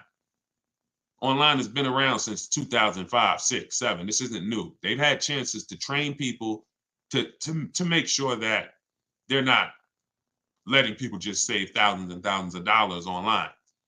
So they're going to make it hard, which is why we have to know what to say. If they say, hey, can we get you on the phone? You know, who's heard that before when you try to shop online? Hey, can we just get your phone number and we can talk? It's a lot easier. Hit the like button if you've heard that. Or what about, as soon as you get on the phone with a dealership, y'all, what's the first question that they ask when they find out you're interested in a car? What's the first thing that they're going to ask you? Let's see, we got hundreds of people on here from every platform. What is the first question? Let me see how common and predictable this is. What does the dealership, from the moment you get on the phone with them, what are they asking you? Okay, I see. What's your credit score? Yep, they're gonna, yep. But I'm looking for come in. Exactly. Exactly. When can you come in? When can you come in? So we got to know what to say. We got to know. I have a response for all of that. Your response for that would be, hey, I'm actually doing all my shopping from home. I'm talking to a couple of local dealers to make sure I get the best offer. And then you always end with a question. Do you have what I'm looking for? Do you have the car that I'm looking for? We need to let them know what car we're looking for, and then we get the offer for it. But you have to be able to, every time somebody tries to get you to go back to shopping the old way, which is coming in, which is going back and forth with them, you have to continually stay on the game of, this is what I'm doing. I'm shopping from home. It's 2024. I can do that. Plenty of dealers are going to make it easy for me to do that. And that's what I'm doing. And and then you'll reveal. You'll see things about most dealers that are gonna be like, wow, they're out of control. But you're also gonna see the 20% of dealers who are the people you want to do business with. Honest people. They win. They don't mind competing. They don't mind beating their competition with a better price. This is who we deal with. Let's see. I'm not a car person. I like buying I like buying cars that'll last 10 years. Yeah, I mean, that's a good thing. That's a great thing. I told y'all on the earlier hour when we talked, if you're buying a car, it should be long term. Nobody should be buying a car for a short term. You just shouldn't be doing it. You're losing too much money in depreciation and you're not getting that value back. You pay 15, 20 grand for a car, you're trying to get out of it in 3 years, 4 years. God forbid you pay more, 30 grand, 40 grand. You're not getting that. All that money you're paying, you're losing. You notice how you're never happy when they tell you what your car is worth? You're never happy when the dealer says, look, yeah, well, your car's worth about 19. That's it? That's all. Man, are you kidding me? Why? Because you put all this money into the car and you're trying to get some back now. You know that car was 40 grand. You know you've been paying on it for years. You know all of this. So the reason why this is happening is because you don't understand leasing in the short term. But anytime you're purchasing, it should be long term. 8, 10 years. It's the only way you're going to make the money back. It's the only way somebody who's leasing is not killing you. Because people who are leasing, getting great lease deals, they're paying pennies for the cars that we drive. We're paying hundreds of dollars less than somebody who's buying every month. What's a good affordable car to buy less than 20 grand? This really depends. It depends on what you're going to need. First thing you got to assess is, what are your needs? Because the biggest thing you pay for is size. You pay for size. So the bigger the car you need, here's what y'all remember if money starts to get tight. If y'all are ever looking at a car and money's tight, I remember when I was at Mercedes, somebody would walk into the dealership, they're looking at an SUV, 3 rows, and they're like, oh, I got a big family. I got all these kids, I need the room, right? So then we start looking at the price and we see that the vehicle's out of their price range. And, even the best deal is still out of their price range. Now they go to make a decision and they're like, well, what about the smaller Mercedes truck? And they want to look at the one with 2 rows now. Now, the reason I stop them is because they're about to get a car that takes care of their wants, but not their needs. Didn't you tell me you had 3 kids, you need 3 rows? Yeah, I really do, man. So 2 rows wouldn't work for you. So don't look at 2 rows. See, when we are getting cars, we can't take out stuff that is a need. And the biggest need is size. So you got to make sure. So I always tell you, get the smallest car you can buy. Because when you don't need a big car, you can save money by getting a small car. A Hyundai Elantra is less expensive than a Hyundai Sonata. Why? Because it's smaller. So the big SUVs, you could get a big, huge SUV, no leather, no nothing, no features, base engine. It's still going to be more than a maybe decked out version of a car. Why? Because it's bigger. So if you're building, don't go crazy with size. If you're rebuilding credit, don't go crazy with size. If budget is tight, get the smallest you can. Then you go to amenities. Go to amenities next. Leather. Do I need leather? Do I need all of these features? Do I need it to have all of this technology in it? You're paying for that. So so Alicia, you're asking what's the best way to get the best car under 20 grand? It depends on what car you need. If you tell me, Deshone, I need point A to point B transportation, well, there's a lot of cars you could get under 20 grand. If you tell me, Deshone, I need point A to point B transportation, but I need a 3-row SUV, well, now there's a few cars under 20 grand.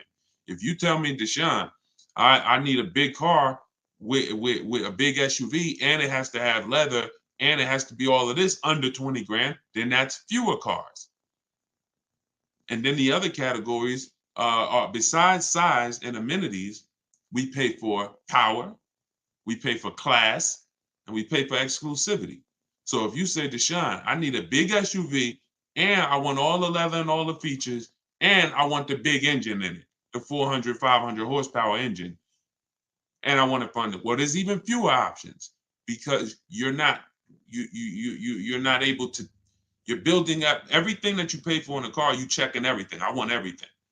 So you got to know where to sacrifice. Some people, class is going to be your sacrifice. Watch this, Deshone. I could do a big SUV, but I want a Mercedes, or hey, I want a Lexus. That's different than Chevy. You could get a big SUV with leather, Chevrolet. That same SUV, same size with Mercedes is more money. Class. So you got to know what to take out. Last thing is exclusivity. I want a car nobody else has. You get taxed for that. You're going to pay a lot of money for that. I want the Hellcat, the Demon, whatever it is, whatever that I'm getting this vehicle, nobody has it. You pay for that. So when it's time, when you're searching, Alicia, you got to say to yourself, what are my needs? And then what are my wants? If my wants might be leather and all that. My needs is I need an SUV. My needs are I need something with a hatchback because I use the back of the truck. I need whatever. Because you don't want to go and get a vehicle that has a bunch of wants that you didn't need, and now you had to get an older one. $20,000 is a decent budget. But if you go trying to get every single thing that you could get in a car, in a big car, and leather and fancy, and look, now you're going to end up getting one with 80, 90,000 miles, and it's going to not be, it's just going to be a bad, it's just, I don't want you to do that. I would prefer you not to do that. Not a good way. So assess your needs, get the smallest car you can, get what covers your needs. And if you need help purchasing it, you can use my videos. You can get my book. It's 75% off. Go to deshonsbook.com, download your copy right now, start using it. I'll teach you how to get the most for your money. That is what I do. Let's see. Shout out to everybody on it. We tied in. I love this. This is we just now getting into streaming on multiple platforms. So we on YouTube, Facebook, Instagram, and TikTok at once. I love it. I'm looking for a used Toyota. Could everybody share the broadcast? If you are not following me, if this is, your first time seeing me, I would invite you to follow if this is the type of stuff you're into. If you're into really, financial literacy, not everyone is, but if you are into, watching your money, protecting your money, making sure that all the money that's supposed to stay in your household stays in it, then definitely I welcome you to subscribe to us on YouTube, hit the sub button, and follow us on whatever social media platform you're on. Okay, I'm looking for a 7-seater, but want to pay less than $600 a month. So you start with now 7-seater. Now look at those other things that I mentioned. Do we need all those things? Because you could go 7-seater. You would say, what's the least expensive 7-seater out there? You would look at 7-seaters, in the 30. You look at them brand new, and you say, okay, can I afford a brand new one? If you're not keeping 8 years, you stretch your budget a lot more by learning how to get great lease deals. If you're not keeping 8 years and you're like, Deshone, I'm not leasing, you're losing money. It might take you a while to accept that, but I'm never going to stop saying it. So I'll be saying that until you get it or don't get it. And hopefully at some point you get it. Your children will get it because most people are, children now in this generation are a little bit more open to questioning bad advice, and not leasing ever is some of the worst car advice that people have gotten. And if you're not keeping your cars 8 years, you must learn how to get great lease deals because you're going to save thousands of dollars. Like so much more money is going to stay in your household. So what you would do is you need to decide whether you're going to lease or buy. That's always the first. My book is called 7 Steps to Saving Time, Money, and Avoiding Dealerships. Car shopping, for people that hate car shopping, 7 steps to saving time, money, and avoiding dealerships. What's step 1, y'all? Step 1 is lease or buy. Because lease or buy is the foundation of our car deal. If you see this young lady here on that I'm showing on you can't see her on TikTok, but all other platforms you can see her. You can see she got a 54,000. Her name is Taupe. She's in our Cars from Home University group. We share all our car deals all around the country. She got a BMW i4 eDrive. It's a $54,000 vehicle, $54,750. Her best lease price on it was $690 a month. So y'all are aware that same vehicle, if she purchased it with no money down, just like she did this, no money down. We're not talking about putting money down. That's a whole different. When you don't put money down, it's easy for you to judge your deals. Stop putting money. When you learn from me, you're gonna stop judging your deals with money down, because the money down doesn't matter. It doesn't affect the deal. So to purchase this same exact vehicle that Taupe got, $54,000, that's an $1,100 a month car payment. Every $5,000, if y'all remember, is $100 a month. Every $5,000 you borrow. So if you're looking at a car that's $5,000, figure that's $100 a month for 5 years. If you're looking at a car that's $10,000, $200 a month for 5 years. $20,000, $400 a month for 5 years. Remember that rule. Every 5,000 is $100 a month.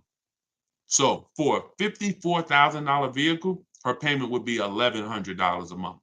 Yet she's leaving with a $690 payment.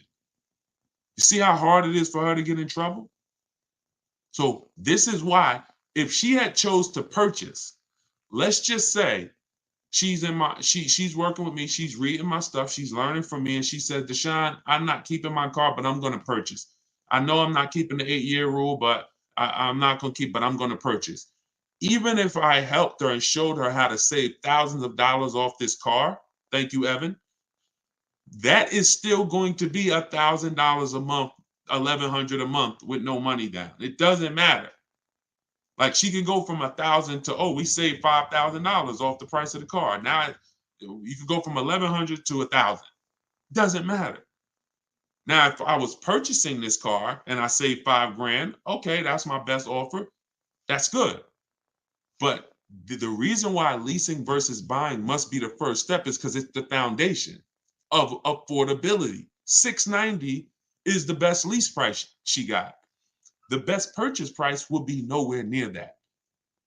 So if your deal is not on the right foundation, if you're not leasing when you should be leasing and purchasing when you should be purchasing, then there's no deal. There's no deal. You're overpaying. So that's the first step. All right, that's always the first step. Before you think about what you want to spend, you must decide, am I going to lease or purchase? And how you decide that is just ask yourself, am I going to keep the car 8 years or not? That's it.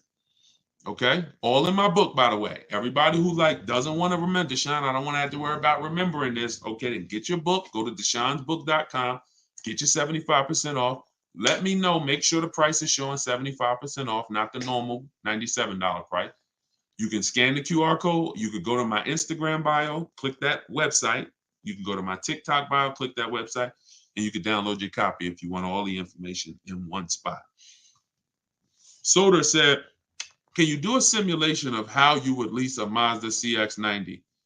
Well, I would figure out what I want. I'm going to check the car first. I'm going to check the car, go to Google.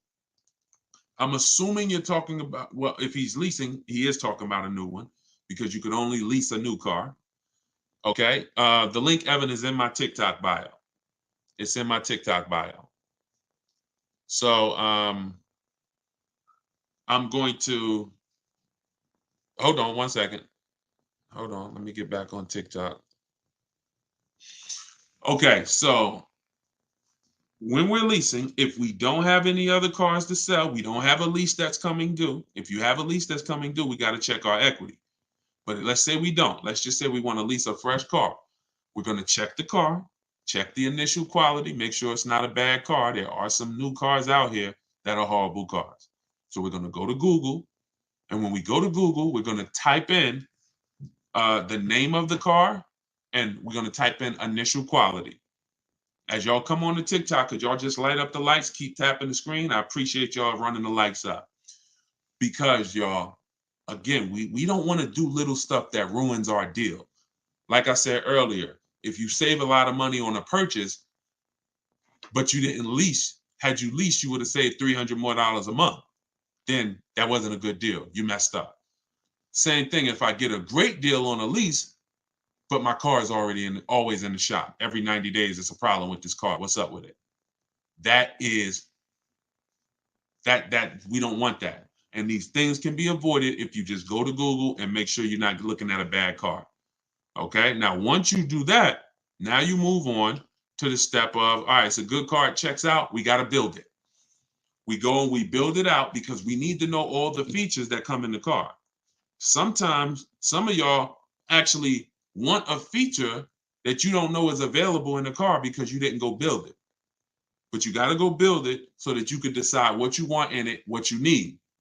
Wants versus needs are very important. Needs might be, I need the navigation. Wants might be, I want the big sunroof. I'm good with a regular sunroof too, but I want the big one. I could take the big one. Here's why this is important. When we reach out to dealers, now we're talking to them and we're letting them know what we can. We want dealers looking and saying, do I have any vehicles that match this? Okay, he's looking at a 2024 Mazda CX-5. He said, always give him all your color choices. He said he's open to black, white, or gray. Perfect. He said he wants this trim level, sport. And he said, okay, I must have the navigation. I'm good with a sunroof or I'm good with panorama sunroof. It doesn't matter. This is why this is important. When they hang up, when they look at that on the computer, they go and they look in their inventory and they see what they have and they're looking for a match. If you only gave them 2 limited options, if you only didn't pick out, now they like, hey, well, do you want the sunroof? Do you need the sunroof? So we got to give them everything we want. That's why we build that car out. And once we give them everything we want, we do this online. We literally, in my book, it's $24 at 75% off. You go download your copy, you'll see this is how I do it. I like to send you to the website because you don't have to talk to anybody. Who wants to save money without talking to anybody? Type a $sign in the comment box. If you want to save money without talking to anybody, if you want to be able to say, man, I'm saving thousands of dollars, and who's a bad negotiator? Type bad in the comments. Be honest. If you consider yourself, if you be honest and say, I'm a bad negotiator, type me or type bad. This will work for you because you don't have to talk to anybody. Even if you're going to do what I said earlier, if y'all not going to use the book, if you're not going to get the book and use it, then you can call sales managers. That's going to take a little bit more time, and you got to remember what you want, and then you got to be telling them all the information they're going to need. They're going to need to know where you work at because they can't give you the rebates. They don't know if you qualify for any rebates until after they know where you work. They don't know whether you qualify for any rebate until until they know what cars we have in our household. Like I got an Infinity truck. Sometimes they'll give a rebate because you have a competitor brand. You get $1,000, $1,500, whatever it is. So everything, I have this template where you just fill this in. So when you're shopping for a lease or a new car, it has everything that you need there. This is what a dealer must know in order to give us an offer. Okay, could y'all keep lighting up the likes on TikTok, tapping the screen? I appreciate it. I see the likes going up, and I appreciate it. We letting them know, letting TikTok know we changing lives here. We want to set people free financially, but that's what's necessary. Like I'm letting them know what I want, and then I'm doing it with multiple dealers. In the book, I teach you something called the 25-to-5 strategy. That's something y'all going to hear me talk about a lot. That's where we connect with 25 dealers to get 5 offers. 25 dealers to get 5 offers. And what you'll love about doing it this way is you don't really hear, oh, we don't have that color, or we don't have that. See, when you're talking to one dealer or 2 dealers, you're going to hear that. You're visiting one dealer or 2 dealers, oh, we don't really have that color. No, we don't have the car exactly like you want it, right? Who's heard that? And then they'll tell you, oh, well, the supply is limited. And they'll tell you, hold on one second, y'all. So they'll tell you that inventory is limited.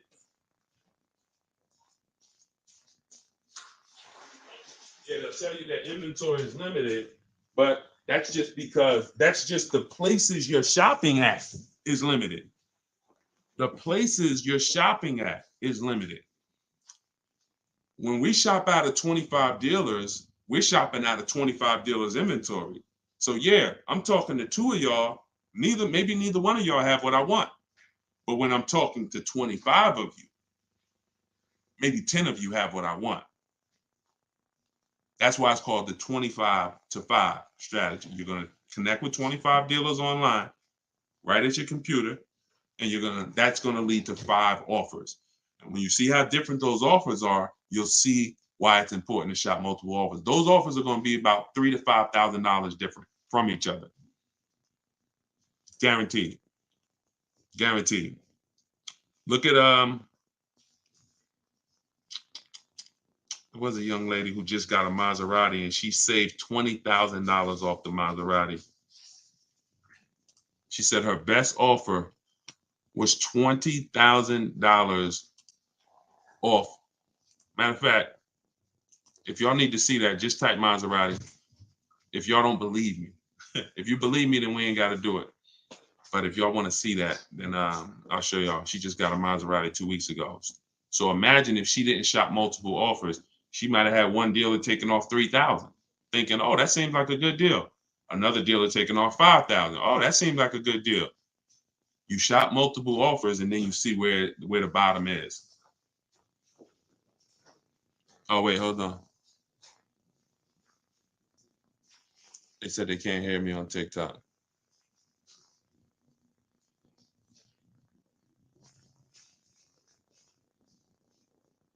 Can y'all hear me now? Can you hear me? How are we on TikTok now? Let me know if y'all can hear me on TikTok before we keep it going. Thank you so much for the strategies and tactics. Absolutely. That's look, one thing we're gonna do here is strategies. One thing we're gonna do here is strategy. I'm just trying to see if we're back on TikTok because my headphone had went off. The salesman I've been dealing with for the last few years, for the last few leases, just became a sales manager. Will he still work with me or will he push me off to a new salesperson? I would only get a quote from him. Hold on. Let me take this off. All right, how about now? Can y'all hear me now? Let me turn this Bluetooth off. Can y'all hear me now?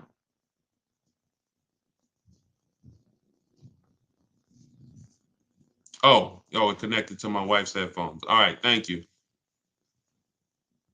All right, good. Yeah, so if you've been dealing with a salesman, somebody said the salesman that they used to work with is now a sales manager. Will they still deal with you or will they push you off to a salesperson? The only role of a salesperson is to help you pick a car, and then you go home and you get a quote from home. You get a quote from home. See, what's losing, if I could reduce it to a few activities that maybe you have been trained to do that lose you a lot of money, it's getting numbers in the dealership. It's getting numbers while you're at the dealership.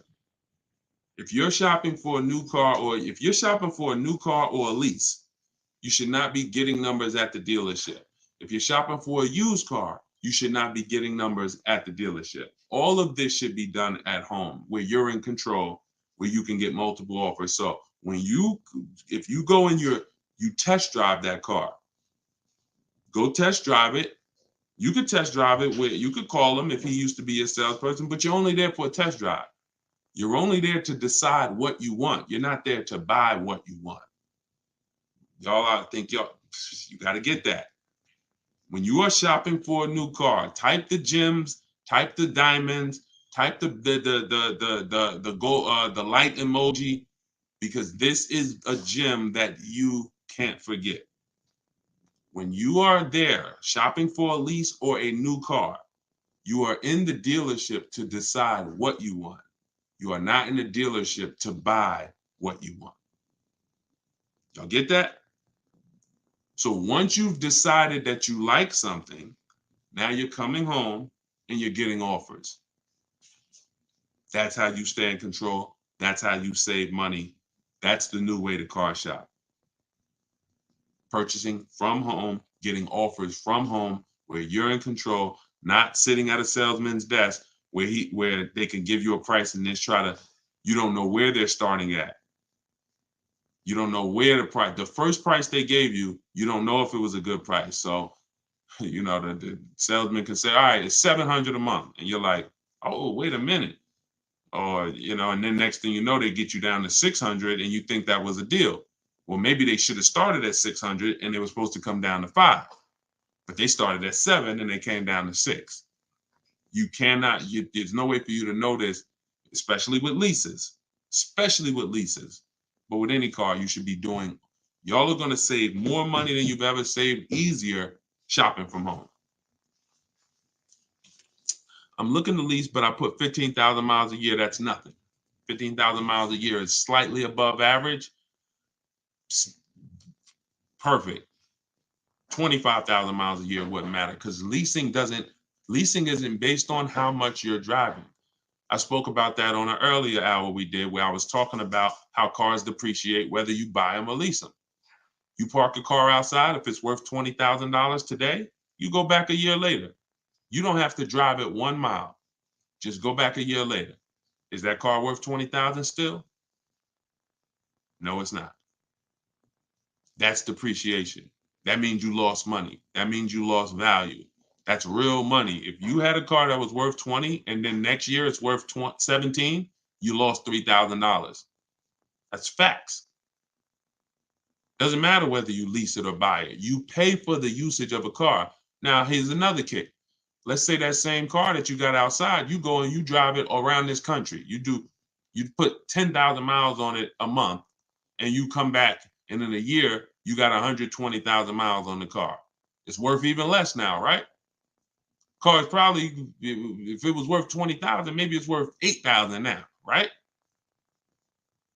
But you own it.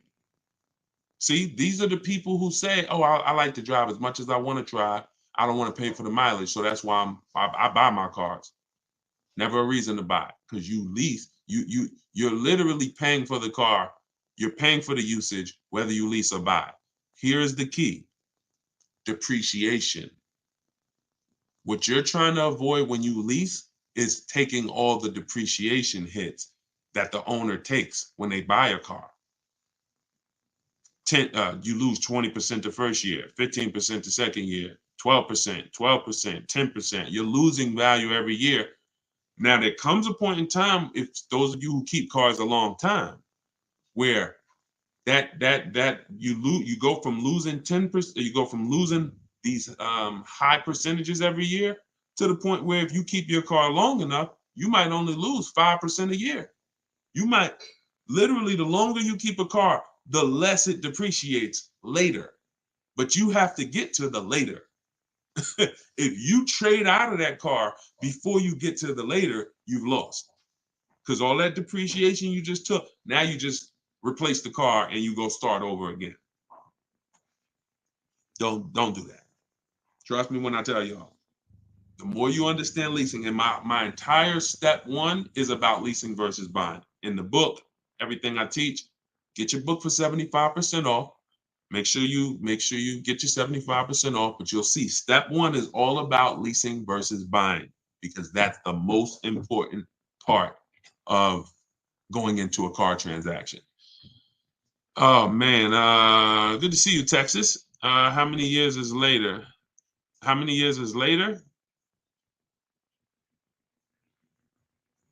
Remind me what we were talking about. I know I was talking about doing something later, or a long-time ownership later. I don't know. Remind me what I was talking about. If you owe on the car what the car is worth, should you trade it in and lease? So that's a great question. If you could get out and break even and you're not keeping that car 8 years, then I would get out of it immediately. because there's no benefit to me staying in it. The money that I'm going to pay for a great lease, as long as you know how to get a great lease deal, don't go from a daggone finance to either a regular lease deal or a bad lease deal. You don't want to do that. But once there's no benefit to me staying in a car that I'm not keeping, I could drive a lot better vehicle transitioning to a lease now because the vehicle is going to be brand new, and I'm going to have a better vehicle for my money. The money's going to be better. Whatever I'm paying for this used car or this car that I'm driving, it's going to be better when I lease.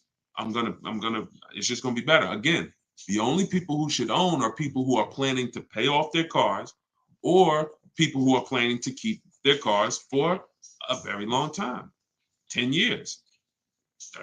That's who should be owning. And the people who are owning, who are thinking about keeping cars for a long time, you ain't thinking about replacing that car. You ain't thinking about when to replace it. You ain't thinking about should I replace it. You thinking about, okay, I'm gonna pay this thing off and then this is my car. So if you are thinking about should I trade this car in and lease now, it's probably because you're a lease person. You're not keeping your cars 8 years and you should be leasing anyway. So in that case, there's no benefit to you waiting. There's just no benefit to you waiting unless you have negative equity. In the book, I talk about negative equity. Some of you, you're going to have too much negative equity. You're not going to be able to transition to a lease yet. You're going to have to pay down some of the negative equity.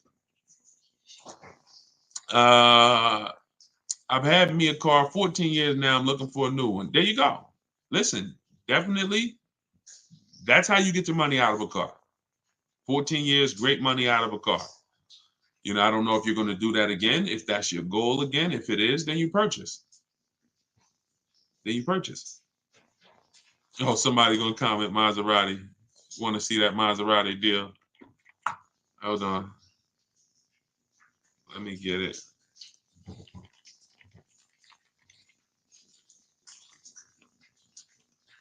Hold on 1 second. Yeah, she said 20. Listen, the money I be talking about, I don't talk about small money.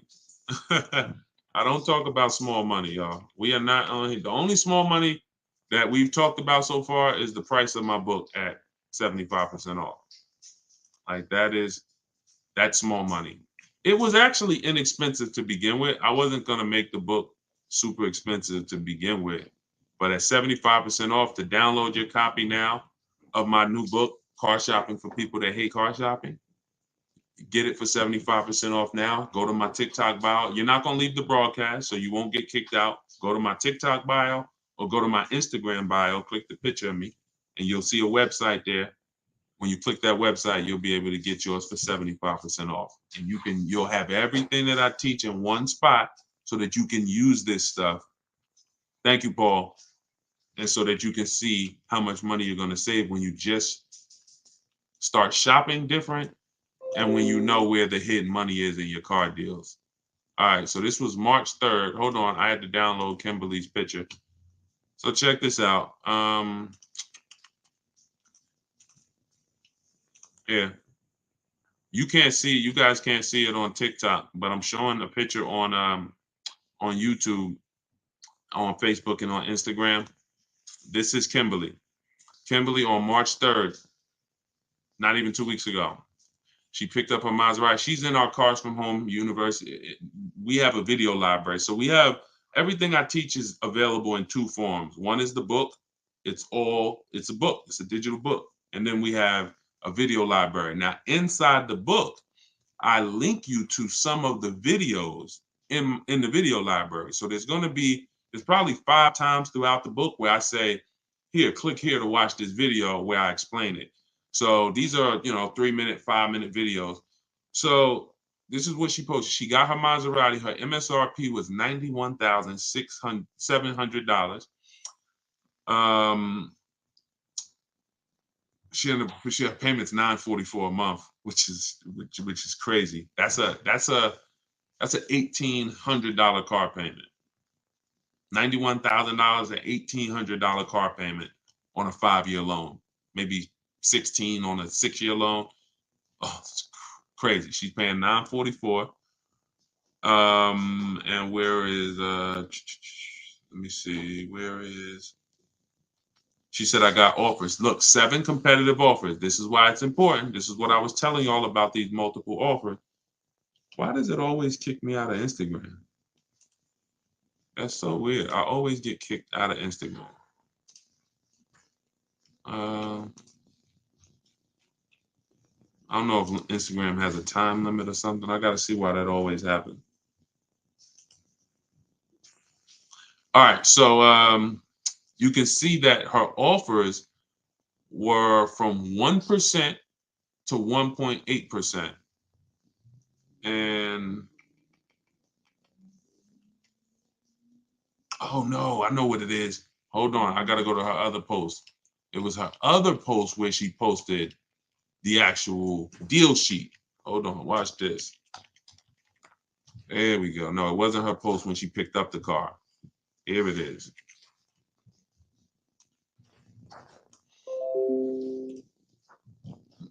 So she has this great offer and she comes in our Facebook group. She's like, okay, how do I lock this thing up? Check this out. All right. And these are the same deals you will make. Like, you don't have to, no matter what your car you're shopping, what car you're shopping for, you'll get to the bottom. You'll know what the bottom is for. Check this out. So here it is. 91,000. This was a competing offer. This was her best offer before her true best offer.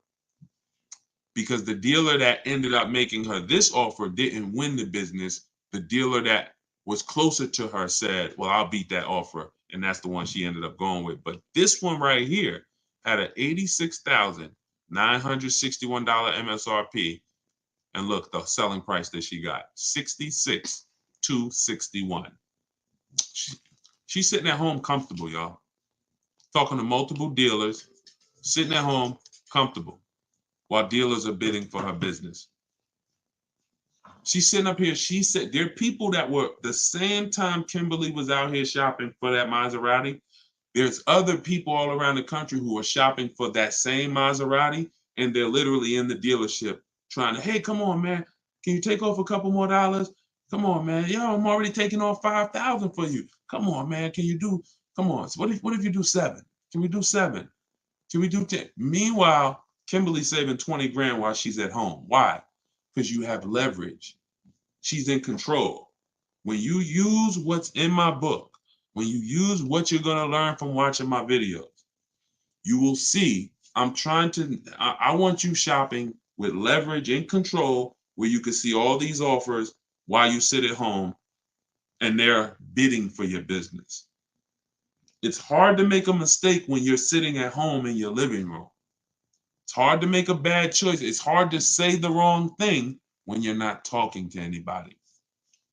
So the key is learning how to shop online properly.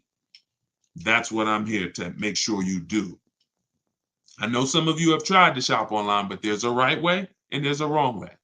The right way gets you those kind of results. I like this, man. Thank you so much, Good Time. Yeah, IG is weird and you get kicked out if they don't know who you are. Yeah, I don't know what that was about. I got to look into that. So I'm trying to pay $287 a month. You just got to see, what does $287 a month get me? $287 a month is probably about a $13,000 loan for 5 years. Maybe about a $14,000, $15,000 loan for 6 years. Maybe about a $15,000 depending on interest rate. So the question always, it's not just what we want to pay. What can we get for what we want to pay? We got to explore it. And you need to know whether you're leasing or purchasing. That continues to be skipped. That's step 1. And this answer is, are you keeping the next car 8 years or not? If you call me and said, Deshone, I'm car shopping, man. I would love your help. I want to do things the way you say do it. What's my first step? How long you keeping the car? How many years? I'm gonna keep it for about 5. All right, we leasing. Okay, perfect. What's our next step? And so on and so forth. You must have the first step handled. Leasing versus buying is step one. It's not step three. It's not step two. It's step one. If you go off the purchase and you should be leasing, you're done. You lose. Don't matter how much money you save, you lose. Because you're losing you lose. So you must know that. It's the car I want. I'm willing to keep it. Great. Great. So then we go and we get our do you have a car to sell? Step two in the book, equity assessment. This is where we have to take who's traded a car in before. Type T if you've traded a car in before. If you've traded a car in before, type T. Trade it. All right. A lot of you have. I'm going to tell you something that may be shocking, right? But it's absolutely a fact. You learning from me, if you use what I'm telling you, you'll probably never trade a car in again. Deshone, what do you mean? We never trade cars in? I'm gonna tell you why. We use a bidding system. We don't trade our cars, we sell them. We sell them to cash buyers who can look at the car and write a check immediately. These are our Carvanas of the world. These are our driveways. These are our CarMaxes. These are our Auto Nations. These are Kelly's Blue Book Instant Cash Offer. This is the equity assessment. A lot of times we're losing money in so many places. It's like money leaking out of our car deals in so many places. This is another one of them. We are not trading our car in because, let me ask you a question. When have you ever got the most something was worth trading it? When have you ever, we've never traded anything and gotten the most it was worth, right? We literally, if I sit here and I say, hey, I'll trade you this phone for your bike, one of us is taking a loss. I'm either not getting the max that I could get for this phone, or you not getting the max you could get for the bike. See, so trading in our system, which is a bidding system, we get bids from buyers. When we're ready to buy our new car, we get bids from dealerships. The chances of a dealership winning the bid because they're going to sell us the car we want lower than every other dealership, and winning the bid to buy our old car is almost impossible. It's almost impossible. So you're going to not just beat every dealership that's selling the same product as you, but you're also going to beat all the online buyers that are trying to buy cars, the Carvanas, the people I just mentioned. You're beating them too? Oh, you're going to be out of business soon. They can't burn the candle from both ends. So what we do, this is called timing our transaction. We're going to sell to the highest bidder. We're going to buy from the lowest bidder. So what we've had many times is we've had people who go pick up their brand new car from the dealer who won the bid. And then after that, they go drop off their old car at CarMax and get their check. Or they do the old car first and then go pick up the new car. Because they're giving me $2,000 or $3,000 more than a dealer would have given me on trade. I'm going to go get my $3,000 more here, and then I'll come and I'll buy the car from you. This is how we maximize the transaction, y'all. This is how we make sure at the end of the transaction, we haven't left any money out of it. We have to get bids for every part of it. We talked earlier in the broadcast about getting bids from banks. If you just missed it, if you just hopped on, you missed me talking about the bank bidding war, the process that the credit bureaus allow us to shop our rates within a 45-day period, an unlimited amount of times. And at the end of that period, it only weighs on our score like one hard inquiry. This is, y'all got to use this. Until you use this, you ain't seeing the real money. Until you actually use what I'm telling y'all, you haven't seen the real money yet. You haven't seen the real money in the car deal. You haven't seen how overpriced some dealers are. So you have to use this in order to see how much money is in these processes. But that's how much you're giving to banks by not shopping them, by just saying, oh, that's my bank. I'm gonna go with my credit union, and then not shopping them, not giving them an offer, not letting someone else get a chance to bid against them. That's a mistake. You're not my friend. Listen, ladies, gentlemen, these banks aren't our friends. These banks wouldn't do business with us if they didn't make money on us. They're not our friend. Oh, I've been banking there for years. They love me. They don't love you. They love the money they make on us. So we have to be as diligent as they are. I'm gonna see if you're giving me you're giving me 6.29. Let me see who can beat it. All right, I'm glad. Yeah, I've been doing business with y'all. I love y'all. But if somebody else could give me a rate that's half a point less than you, or a point less than you, or 2 points, then I will be giving them that business. Why would I pay you an extra $1,000 in interest? No. So we get bids for everything. And that's how we guarantee that we save the money we're saving. That's how we're able to do this. Can't lose when you're getting bids. We commit to them, but they don't commit to us. Absolutely. Well said. Absolutely. They don't commit to us. They are committed to, they don't even want us shopping their competition. No, none of these banks, dealerships, they don't want us shopping their competition, because that's when we save money. We save money when we shop competition, and we save it easier. Shopping competition is the easiest way to save when you're doing it right, like I'm telling you to do it. It's the easiest way to save. You forget negotiating, forget, oh, take off another 1,000, no. Listen, I'll call you back. I'm going to get a couple more offers if you're talking to them. If you're using what's in my book, you ain't talking to nobody, because my scripts is in there. I cannot tell you everything to say and you remember it here on a broadcast. But inside my book, Car Shopping for People That Hate Car Shopping, 7 Steps to Saving Time, Money, Avoiding Dealerships, you have all my scripts, you have all my templates, all the websites I use, because I want you to go direct to the dealer's websites. I don't want you going to a third-party website that's going to sell your information. We also always get a Google Voice. That's in there too. You want to get a Google Voice number, and you want to get another Gmail. This is going to be your shopping email. Sean, we're going to have a shopping email. You're going to get a shopping email, because when you see how we contact dealers and how we look at our deals, you're going to see we can't have all of these dealers in our personal inbox.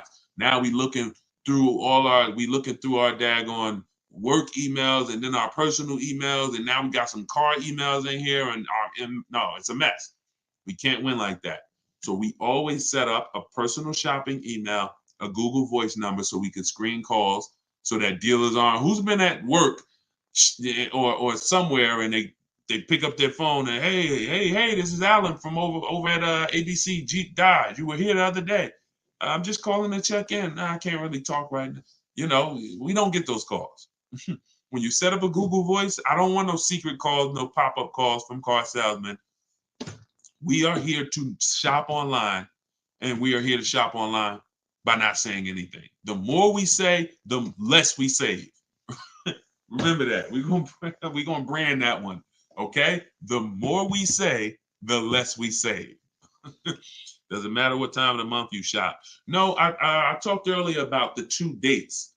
Inside the book and on my videos, you'll hear me talk about the 2 dates. 2 most important dates you must know when you're shopping for a car is, what's my as soon as date? That's the date I can make a deal. You're not in the market. Don't even look at cars. Don't get offers. Don't look at deals. Don't have somebody work you up a deal until you can accept it. Now, you might say, Deshone, well, that's tomorrow. Like, I could accept a deal today. Perfect. That's your no later. That's your as soon as date. Now, your next date is your no later than date. That's the deadline. That's like, Deshone, I go back to work on, June 1st. I got to have a car by May 31st. Perfect. That's your no later than date. Now, in between those 2 dates is your shopping timeline. That could be a month, that could be a year, could be a week, but that's the timeline we have to watch offers and say no. And say no.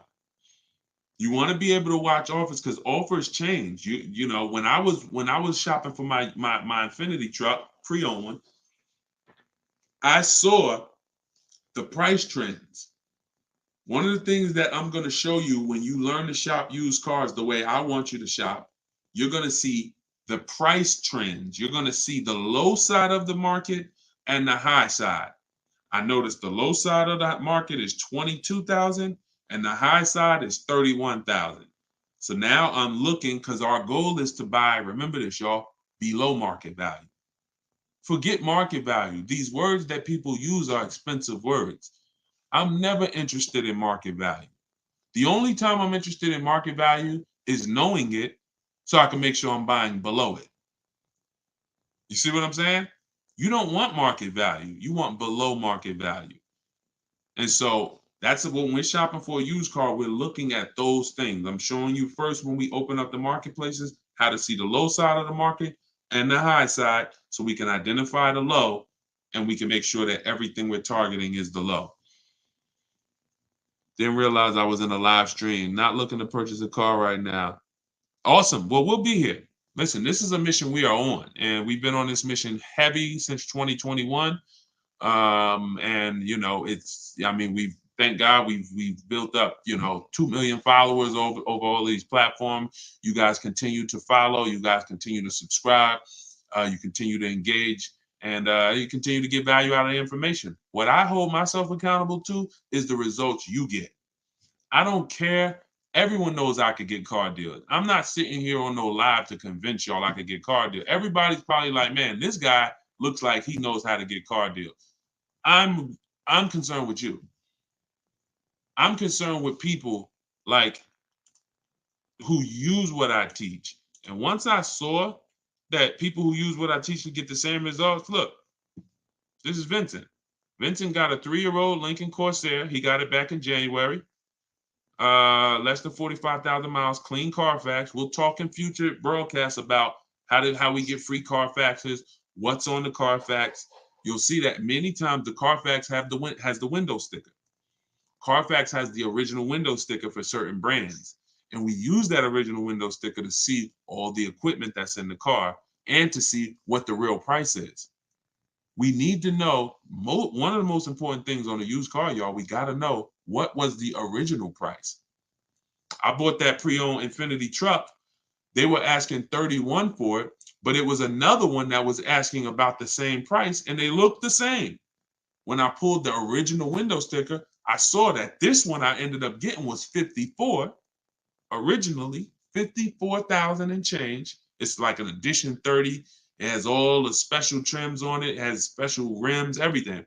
And then the other one was a standard one. It was like $48,000 one. So once I saw all of them and I saw, wait, this one's 48 brand new. This one was 46 brand new, but this one's 54 and change. Y'all see how that helped me identify that was the best deal? See, and many times, I'm just being honest with you, if this car was 32 and the other similar car was 31, many of you would have picked the 31 because you'd have said, oh, it's 1,000 less. But you don't realize it's 1,000 less, but that one that's 1,000 more gets me $6,000 more of equipment. That's why knowing the original price of the car is critical. You can't choose the right car without seeing that. So this is what we do. And you see what he said. Look, he said, going back to Vincent's post here of his Lincoln he got, he said, my goal, I was targeting a 30 to 35% off discount of MSRP. You see how he talks different? See how he sound like me? Shopping for a pre-owned car, but what is he looking at? I'm targeting this much discount off original MSRP. See, this is not how we've been taught to shop. Pre-owned cars, we must know what it costs originally. I don't care what you're asking for it. I don't care what the market value is for it. What was it originally? And that's going to tell me how much discount I'm getting. 2020, 2022, 2020, all through the pandemic, unfortunately, people were buying used cars paying the same price as the car when it was new. People were buying Toyota Camrys for $29,000 that was $20,000 brand new. Had they known this, hey, I need to know, what was this car originally priced at? Well, it was 29. Wait a minute, and you're asking 29? See, we call this true value. In the book, I call this the true value percentage. You must know it. He ended up getting a 43% discount. So that's how you want to shop. For you, these, of course I could get great car deals. But y'all, this ain't rocket science. When you learn to shop from home, when you learn to look at multiple options, when you learn to put dealers against each other, when you learn to put banks against each other, you're going to sit at home and you're going to save thousands of dollars. You know what? That's how you buy everything else. We could sit here online and we could buy TVs on Walmart.com, on Amazon.com. We know we're going to pay the best? We're going to get the best deal because we know. I'm going to look at all these options and I'm going to pick the best one. But only with a car do we go into one place and go back and forth with one guy. You get what I'm saying? If you think about it, it doesn't even make sense, right? It doesn't even make sense the way we car shop, because the way you car shop is not like the way you shop for anything else in this world. And all I want you to do is stop shopping like that. That's all I want y'all to do. Stop shopping like that. And here's the next thing. Start shopping for cars the way you shop for everything else in this world.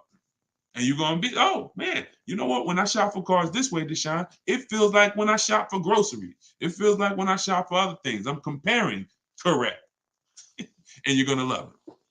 I promise you. We got enough people that have started using what we teach. We've been doing this for 2.5 years now to see the transformation is incredible.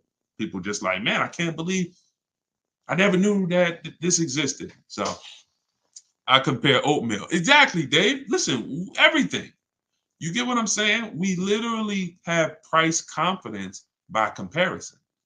You know what? And look, y'all will see these Carvana commercials, right? Y'all ever see the Carvana commercials that says we have 50,000 cars for you to choose from? Y'all ever see those commercials? You could choose from 50,000 cars, right? I'm gonna tell you what that is and why you never fall for that. They're trying to win your business based on variety. But variety does not drive down prices. Competition drives down prices. So whenever you hear, we have 50,000 cars for you to choose from, here's what I want you to think of. If you walked into the Dorito factory and you were able to see every single flavor of Dorito they make, we have 200 flavors. I didn't even know y'all had 200 flavors. Yeah, like we don't have them all in store, but in the factory, we have 200 different flavors of Doritos. Really, that's amazing. They're all $7.99 a bag. Wait, how do you mean? Wait, if I go to the store, the Doritos are $3.99. They're $2.99. Yeah, but not here. Because there's no competition. There is no Lay's. There is no, Hers. It's only Doritos here. So whenever you're looking at variety from one company, there's no competition. They're not competing with themselves. So every way they price their car, they don't mind you looking around. Take a look. We got so many cars to choose from. You'll find something. But everything that you find is not competitively priced. The only way we're competing is when we know we're shopping, when you're about to go visit someone else. You're about to go see someone else. That same blue Camry that you want here, you're about to go look at another blue Camry somewhere else. You should be doing all of this online, never in person. So this is what drives down prices, y'all. Never variety. Forget these dealers that say, oh, I got 10,000 cars. Does not matter. In order for me to make sure that I'm paying thousands less, I must shop your competition. I don't care about your variety. When I shop your competition, I'll find the best offer. And it's going to get easy. It's going to get very easy for y'all. So, all right. So let's do a couple more questions and we'll get ready to wrap. DeshonesBook.com for everybody. It's just somebody confirm that we are showing the 75% off price. Sometimes I get a message that is showing the full price. Make sure you could get your 75% off. Scan the QR code. Everything that I teach is in my book. We just put it out. 75% off is the book launch special. It's called Car Shopping for People That Hate Car Shopping. It's a digital book. You could download it and use it right now. And if you're on TikTok or Instagram, you could just go to my Instagram bio or my TikTok bio. Okay, thank you, Camry. Show 75% off. All right, perfect. Went to 7 dealerships before I found the price in the car for my daughter. Wonderful. My wife was mad at me. Now, that's because that sucks. And the time that you put into that, I get it. But to save money, I don't blame you. If you got to what you needed, it was worth it.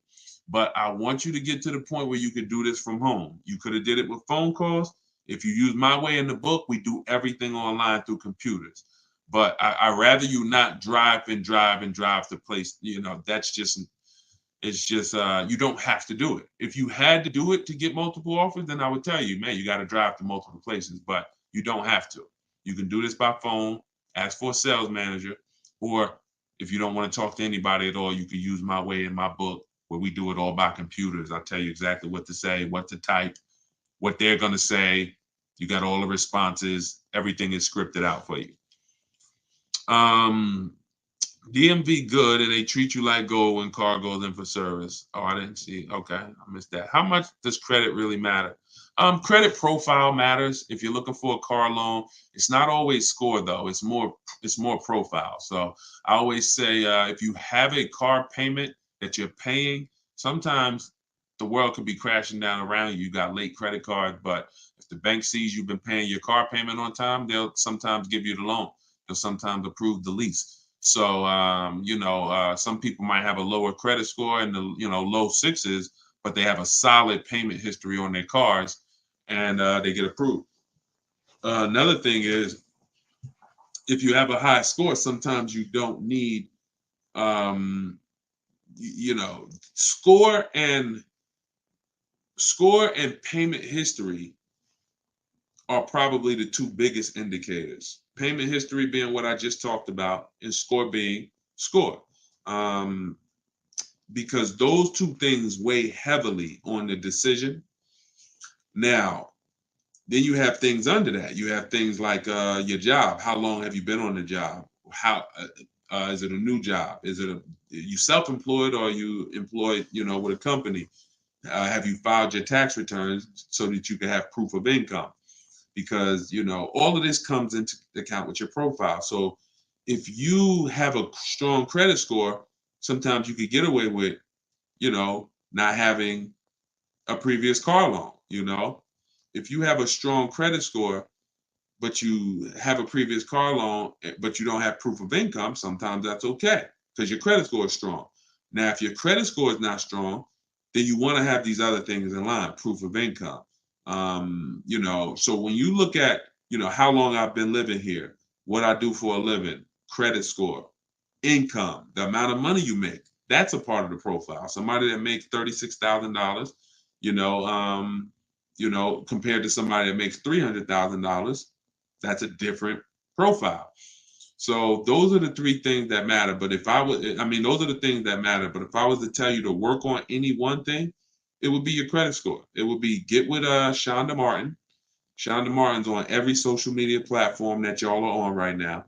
Shonda Martin. Her page is called Road to 750 Plus. And then just follow what she teaches and the stuff that she's taught me, I've used. It's raised my credit score at least 80 points. Just the things she knows about credit that, just go follow her. But yeah, it's about profile. More than just score, it's about profile. Should a person get extended warranty on a vehicle? If a vehicle has high repairs, high cost of repairs, expensive parts, then certainly. but you want to make sure you're getting a quality extended warranty. I will get it from the manufacturer. If you're buying from an aftermarket company, I talk about this in my book too. You better be looking at tons of reviews. These companies go out of business a lot. You don't want to have a contract with a company that's going out of business. You got to be careful. And I would try to avoid buying from an aftermarket company unless they have just hundreds and hundreds of reviews, lots of high ratings, and they've been around for a long time. But yeah, if a vehicle doesn't have a lot of high cost of ownership and repairs, then I wouldn't get the warranty. If it's something that is very easy or inexpensive to maintain, I wouldn't get a warranty for it. How to avoid as is lemons. You want to make sure you're checking the history of the car. 4 things we check when we're buying a pre-owned car: title. What's the type of title? Is it a rental? Is it a ex-loaner car? Is it a salvage title? Is it frame damage? Total lost vehicle? That's the first thing. Then we go down to accident history. We go to service records. Service records are a huge indicator. Any used car you get, y'all, I'm never going to recommend you buy a used car without teaching you how to look at service records and make sure that the previous owner or owners took care of the car. Third thing is accident history. And then what we're going to do before we do all of this, we're going to check the car online, and we're going to type in. I do something called a reliability and a longevity check. That takes 3 minutes. We go right to Google. We type in the year, make, model, reliability. The year, make, model, longevity, and that's going to tell us if there's transmission issues at 80,000 miles. We'll see it on there. We'll see it in one of these websites. If there's if there's head gaskets issues, if there's electrical issues, we'll see it. So those 4 things that I just told you to do. Boundaries. See, you protect yourself by having boundaries. I want you to use those boundaries, and you're going to find does it prevent the possibility of you ever having a limit or getting a limit? No, it doesn't. Does it dramatically reduce it? Yes, it does. Yes, it does. And that's all we can do. There are no guarantees in life. What I want you to do is have a plan that allows you to protect yourself. And then, in the worst case scenario, something bad happens, this was just a bad event. But it wasn't an event because I didn't know what I was doing. It's not something that happened because I bought a bad car, or I bought a car over my budget, or I bought a car that didn't have a quality history. That's why I'm having problems with this thing. So that's what you're saying now. If some of you may be experiencing that now. Dag, if I would have knew all of this about how to make sure I got a good car, how to make sure that I got the right price, I wouldn't be in this issue. That's what you're saying now. But I want you to be on the opposite side of that. And just knowing what to do will put you on that. So just follow those steps. If you follow those steps, you're good. You don't have to worry about getting a limit. What fees not to pay for? Well, on a purchase, we only pay taxes, documentation fee, and motor vehicle fees. On a purchase, that's all we're going to pay. Now, there is a destination charge for new cars that comes on the window sticker. That's to get the car from the factory where it's built to the dealership. So that's built into the price of the car. But those are the real fees. When we get into leasing, you got acquisition fee that's built in. We don't pay attention to fees when we lease because we're comparing percentages. What I teach you how to do, this is all in the book, by the way. Everybody who got their book, shout out to you. DeshonesBook.com, get your 75% offer. Download my new book, Car Shopping for People That Hate Car Shopping. It's all in there. When you are hold on.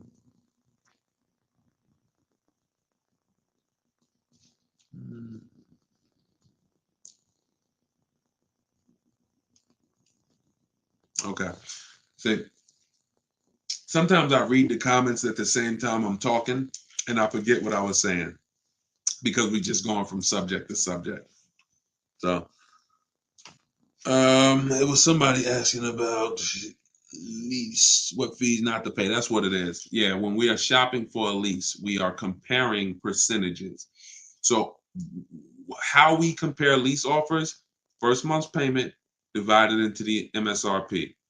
So we are shopping and we're looking at quotes just like this. $450 a month, $45,000 MSRP. $490 a month, $40,000 MSRP. $500 a month, $51,000 MSRP. That's how we get our lease quotes. No money down. We're literally just showing that's literally first month's payment only out of pocket, right? So when we divide those payments into the MSRP, we get a percentage. And that's where the 1% rule came from. The 1% rule has been around for decades. It's if you leased a car for 1% of the MSRP or less, it was a steal. There was no need to question the deal. Like, get out of there before they change their mind. You stole the car. Now, I found that we knew about the 1% rule, but there was no rule for bad lease deals because I watched people as I made videos and I watched people saying, yeah, Deshone, I'm leasing, but I saw people getting leases that were trash, overpaying for leases, which defeats the whole purpose of a lease. If you overpay for it, you might as well should have not have did it. Now, I'm like, we got to come up with a barrier. We got to come up with a boundary to where if your lease is above this, you paid too much for it. That is a bad lease program. You should not be leasing a car paying that much over 3 years. And that's where the 1.5% rule came from. When you add up all the payments, you'll see you're paying X percentage of the car. And when you go higher than that, it's too much money for a car we're giving back. Some people are paying more for their lease than they would have paid naturally just buying the car and letting it depreciate, just because they don't understand that. So that's where the 1.5% rule came from. Does the 1% rule apply with these current interest rates? KM, let me show you some. You can't see it because you're not on TikTok, you're not on Instagram. If you were on Instagram, Facebook, or YouTube, you would see what I'm sharing right now. Somebody just asked, does the 1% rule apply? And they've been asking, y'all been asking me that really since I started talking about it. Y'all been asking me, does the 1.5% rule? We do this. This is Greg. Got his vehicle in February. The vehicle is $56,275. It is a Kia EV6 Wind with the tech package. His payment is $527 a month. So before this and before you saw, here's Kimberly. Kimberly's vehicle is $91,761. Her Maserati. Her lease payment is $944 a month. 1.09%. Now, out of all of my members, we have probably 1,400 members, 1,500 in Cars from Home University. These two have gotten the best leases because the program was there.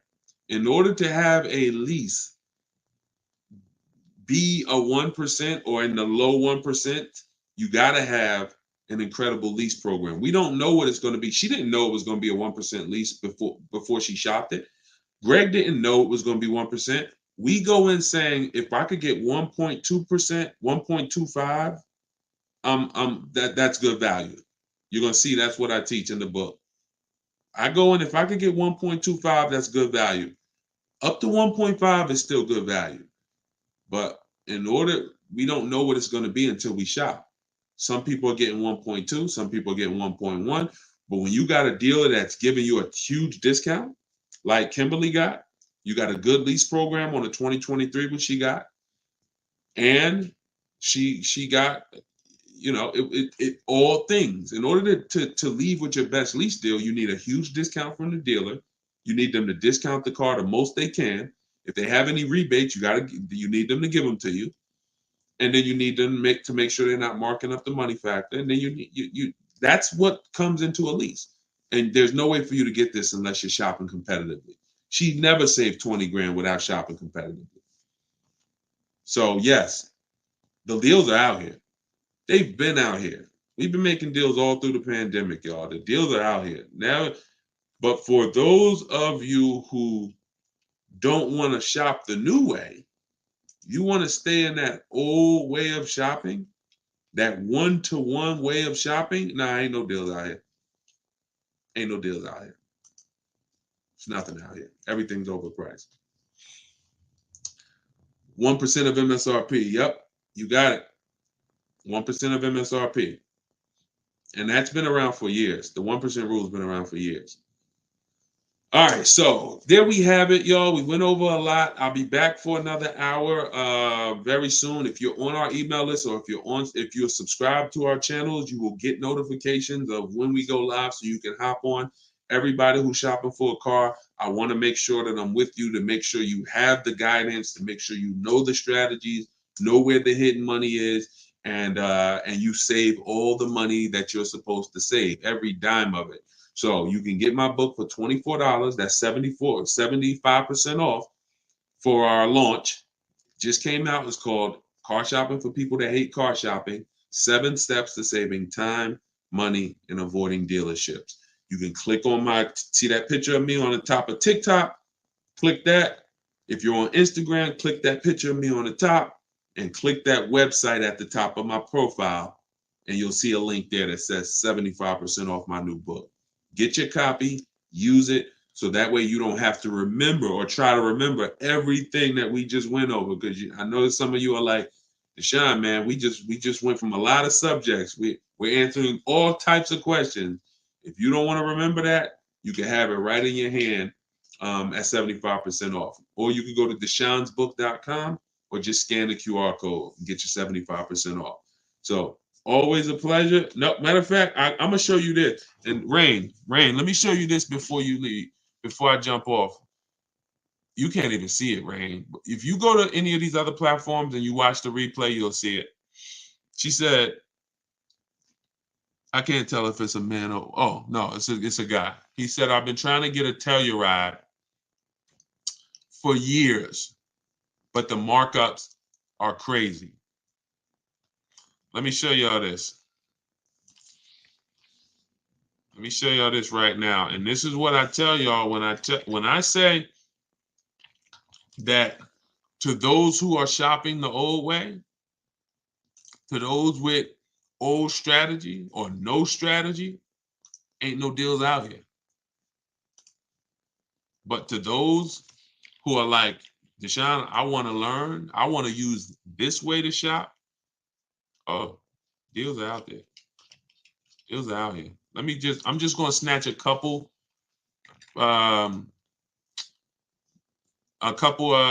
people I could find that I know have gotten Tellurides, and I want to see. I want you to see what they're paying. Hold on. So this is a $54,000 MSRP.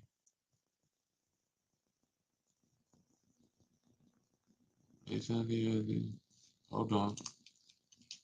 Okay, this is Bonita. So this is Bonita. Now, here's what's crazy about Bonita. She got her Telluride middle of the pandemic. See, we were out here getting these deals when it was blood in the street. Look. Hold on. I had to go to the Facebook group, snatch the screenshot, find it, snatch the screenshot, and then come back here and show y'all. So this is Bonita's. She got this. Look at the date. She posted it when she got it. 2023 Kia Telluride. She got it December 2022. $600 a month. And look, I put down 600. and her payments was $600 a month. At the same time, there were people paying $800, $900, $1,000 a month for a Telluride. She drove off with $600. Same thing with the Palisade. Somebody just got a Palisade. So those are two nice vehicles. They're two popular vehicles, and what that means is there were several people charging crazy money to get for people who wanted to get them. Here's one right here. I'm gonna show y'all this deal on the Palisade. Like, this is why, see, I get to work with hundreds of people in Cars from Home University, my video library. I get to work with them. I get to see the deals. So whenever people tell me there's no deals, they don't know. Y'all, I'm seeing deals. My members, they post their deals 2-3 times a week. Sometimes I'm seeing different deals from every part of the country. So when people say there's no deals, it's just you don't know how to get them. And if you will be humble and say, man, I don't know how to get deals. I don't know how to find deals. I need to learn how to get them, then you'll be fine. But don't say there's no deals out here, because now you're just closing yourself off. Here's another. This is Charles. Look at the date, March 1st. Got a Hyundai Palisade. Look, 35 dealers. I told y'all what I teach y'all, 25 to 5. 25 dealers get you 5 quotes. Charles went a little further. He connected with 35. That must mean the way I teach you to connect with them is easy. If he went from 25 to 35 like that, that must mean the way I teach you to connect with these dealers is easy, when he could just bump it up to another 10. But look, the offers he got ranged from, look, I reached out to 35 Hyundai dealers and got back 10 quotes. The offers range from 1.23 to 1.66%. That's what I'm telling you all about, how different the offers are going to be. I see you. Thank you, AquaWorks. You're going to enjoy that book. Use it. So when you've gotten your offers correctly, you see the spread. You've never gotten your offers correctly if you say, oh, I got 5 offers, they're all the same.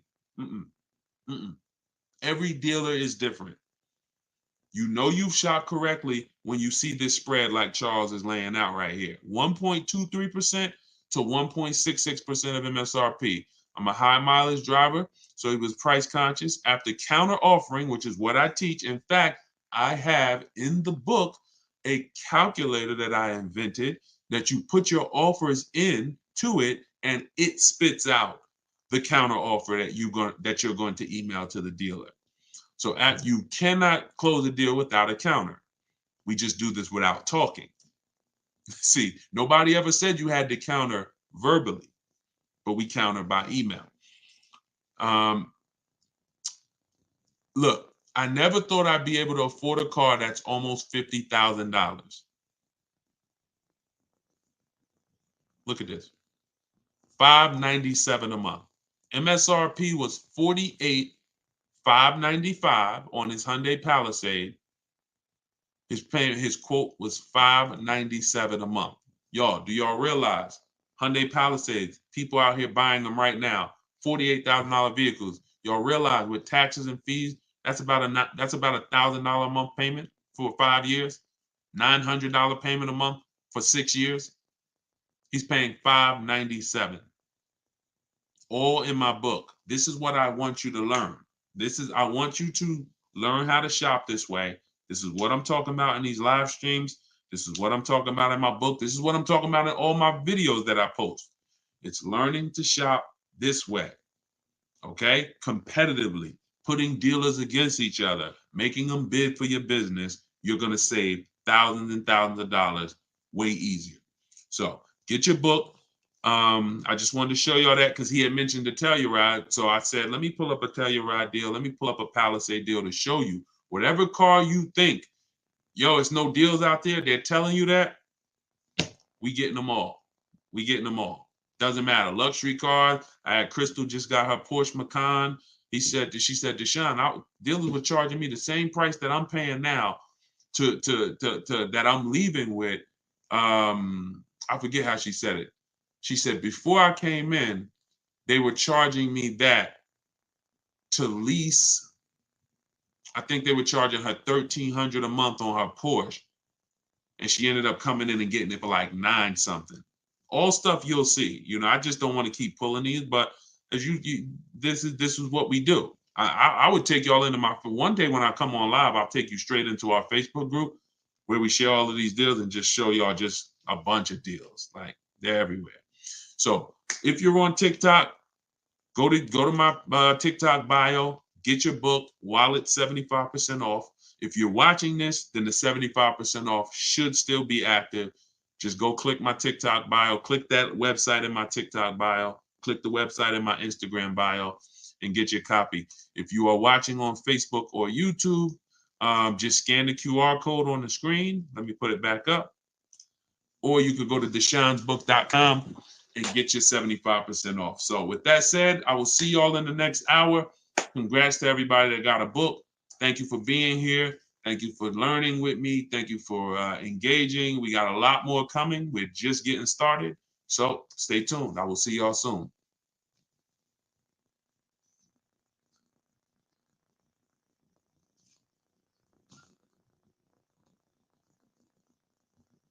All right, somebody just said they're paying $730 for the same car. So that same Hyundai Palisade that this person's paying $597 for, they're paying $730. That sucks.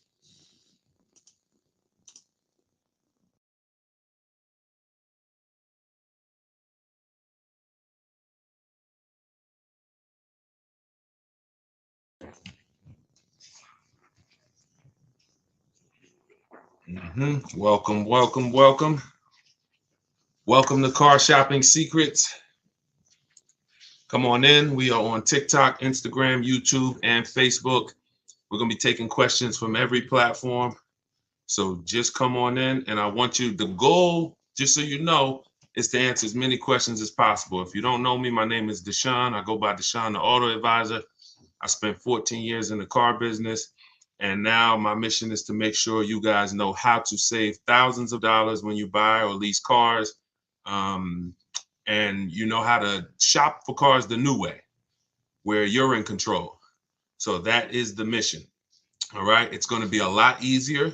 It's going to be almost stress-free. The more you do it, the more stress-free it will be. But you have to learn how to shop from home the right way. The right way. So come on in. Yep, I see you kindly. Just ask your question and let's get right to it. Let's get right to it. And before the entire broadcast, my new book, Car Shopping for People That Hate Car Shopping, will be available in my TikTok bio, in my Instagram bio for 75% off. It's normally $97. It's a digital book. It's everything I teach. It's called Car Shopping for People That Hate Car Shopping. It's rated 5 stars on goodreads.com, and you can get your copy right now. So let's go. Send in these questions. How do you get a car in your business name and credit? It's simple. If you're going to go, getting cars in your business name is the same as getting cars in your personal name until it's time to sign the paperwork. Whose name is it going in? Now, if you're going to use business financing, then that's its own strategy. So you can learn from somebody who's teaching business financing, lines of credit, things of that nature. But when it comes to buying cars and getting your best price, which I don't see business people doing, I'm gonna be 100%. There's not a lot of people that I see who are teaching you guys how to put cars in your business name, who are even remotely interested in getting the best deal on the car. They're so busy getting the car in their business name that they literally will overpay thousands of dollars just to get the car. Okay. Omar, question. In your book, it says that if you sell your lease to another dealer, you have to buy the car first. That means I have to write my current bank check. Nope. That's actually our plan A. That's not our plan A for selling our lease. If you have what most people do who are trying to get their lease equity, if you don't know you could sell a lease, if you didn't know you could sell a lease type of 1, this is going to be relevant to you. We've sold leases for the last couple of years. You've always been able to sell them, but the last couple of years, it's been, there's a lot of money made. And when banks saw people making a lot of money selling their leases, $5,000, $7,000, $10,000, some of them implemented a third-party restriction, and that they limited who you can sell to. So they started so then what you saw was a lot of people started buying their leases and reselling them I don't like when you buy your lease and resell it because you're going to pay taxes on the purchase and you're going to pay fees on the purchase, and then that's coming out of your profit. So I don't teach that. In the book, Omar, continue reading or just read that section over. It's a lot of money involved in that section. When we have a third-party restriction, we're getting bids from a local dealer. We're talking to used car dealers. I have a script in there of what to say. We're selling our car to a local used car dealer. And if there's more money to be made buying and reselling, then you can do that. But oftentimes, because dealers most times don't need to pay the taxes, the dealer payoff is lower usually than the customer payoff, which means you can sell direct to a dealer and put more money in your pocket, but you must get bids. And that's what I teach. So just read that section carefully, Omar. All right, come on in. Could everybody hit the share button who is into sharing? If you're into sharing, if you share great information, if you're into financial literacy, if you believe that people should be able to, have the information to make the best decisions for themselves, then hit that share button. I appreciate all the sharers. I cannot do this. We can't do this mission without the sharers. Thank y'all. All right, let's go. Let's go. I see Instagram. Let's go. Want to trade my car, which I still owe money on, and I want to lease now. That's going to be very common. Many of you are going to find out as you find out you will, unfortunately, many of you were just programmed never to lease. You were programmed that leasing was bad. And when you find out the math and how much that's cost you, the first thing you're going to want to do is get out of your finance and go into a lease. So you need to call your bank. In my book, I call this the equity assessment. This is step 2. After you decide, now you've already done step 1, which is great. Step 1 is deciding, should I buy or lease? Asking yourself the most important question. How many years am I keeping this car? To decide, are we going to go for our long-term purchase where we can avoid the depreciation in the long term, or are we going to go for a short-term lease to avoid the depreciation hit? Once you answer that question, that's step 1. Now we move on to step 2, which is our equity assessment. That's when we have to look at the current car we have, and we have to find out what our position is in it. Are we in a negative position? Are we in a positive equity position? So you're going to call your bank, find out what your payoff is, get your payoff. Don't look at your residual value on your contract. Don't look at, whatever your statement is. If you're going, you can do this with a finance, you can do this with a lease. The equity assessment process starts the same way. You call, you get a payoff, you find out what you owe, and then you're going to go to the online bidding, to the online car buyers, and you're going to get offers so that you can find out relative to what you owe, how much is the market value of your vehicle. And the market value is based on how much someone's willing to pay you for the car. It's not based on what a algorithm site says. It's based on, I got 6, 7, 8 cash offers, which is when you follow this process, that's what you're going to get. And you take the highest one, and then you look at what you owe. And if the highest offer is greater than your payoff, that's called equity. If the highest offer is lower than your payoff, that's negative equity. In which case you have to go with a different plan with negative equity. And some of you are going to have negative equity. You're still going to want to transfer that to a lease. But you need to know how much negative equity you have. So you must complete the equity assessment first, then we move on. Pete, how much normally is a good amount to put down? So when we look at putting money down, it's all payment management. If I'm financing a car and my goal is to pay off the car as quick as possible because I'm keeping it for, 8, 10, 12, 15 years, then I'm going to put as much money as I can down. But it goes back to what we talked about in the last segment. If y'all were here in the last segment, you remember we talked about what you're doing with your money. So let's say a person is using them, you got your money invested, you're getting returns on your money, 8, 10, 12%. Then if you have a low interest rate, you might want to ride that out. So there's 3 ways to go. You're either going to say, all right, I'm not really interested in getting, investing my money. I'm not getting a lot on my money. Most of my money is either in the bank or in savings, and that's what I do. In which case you might say, I want to pay off this car as quick as possible, and then I want to just have no car payment. So I'll put more money down in that scenario.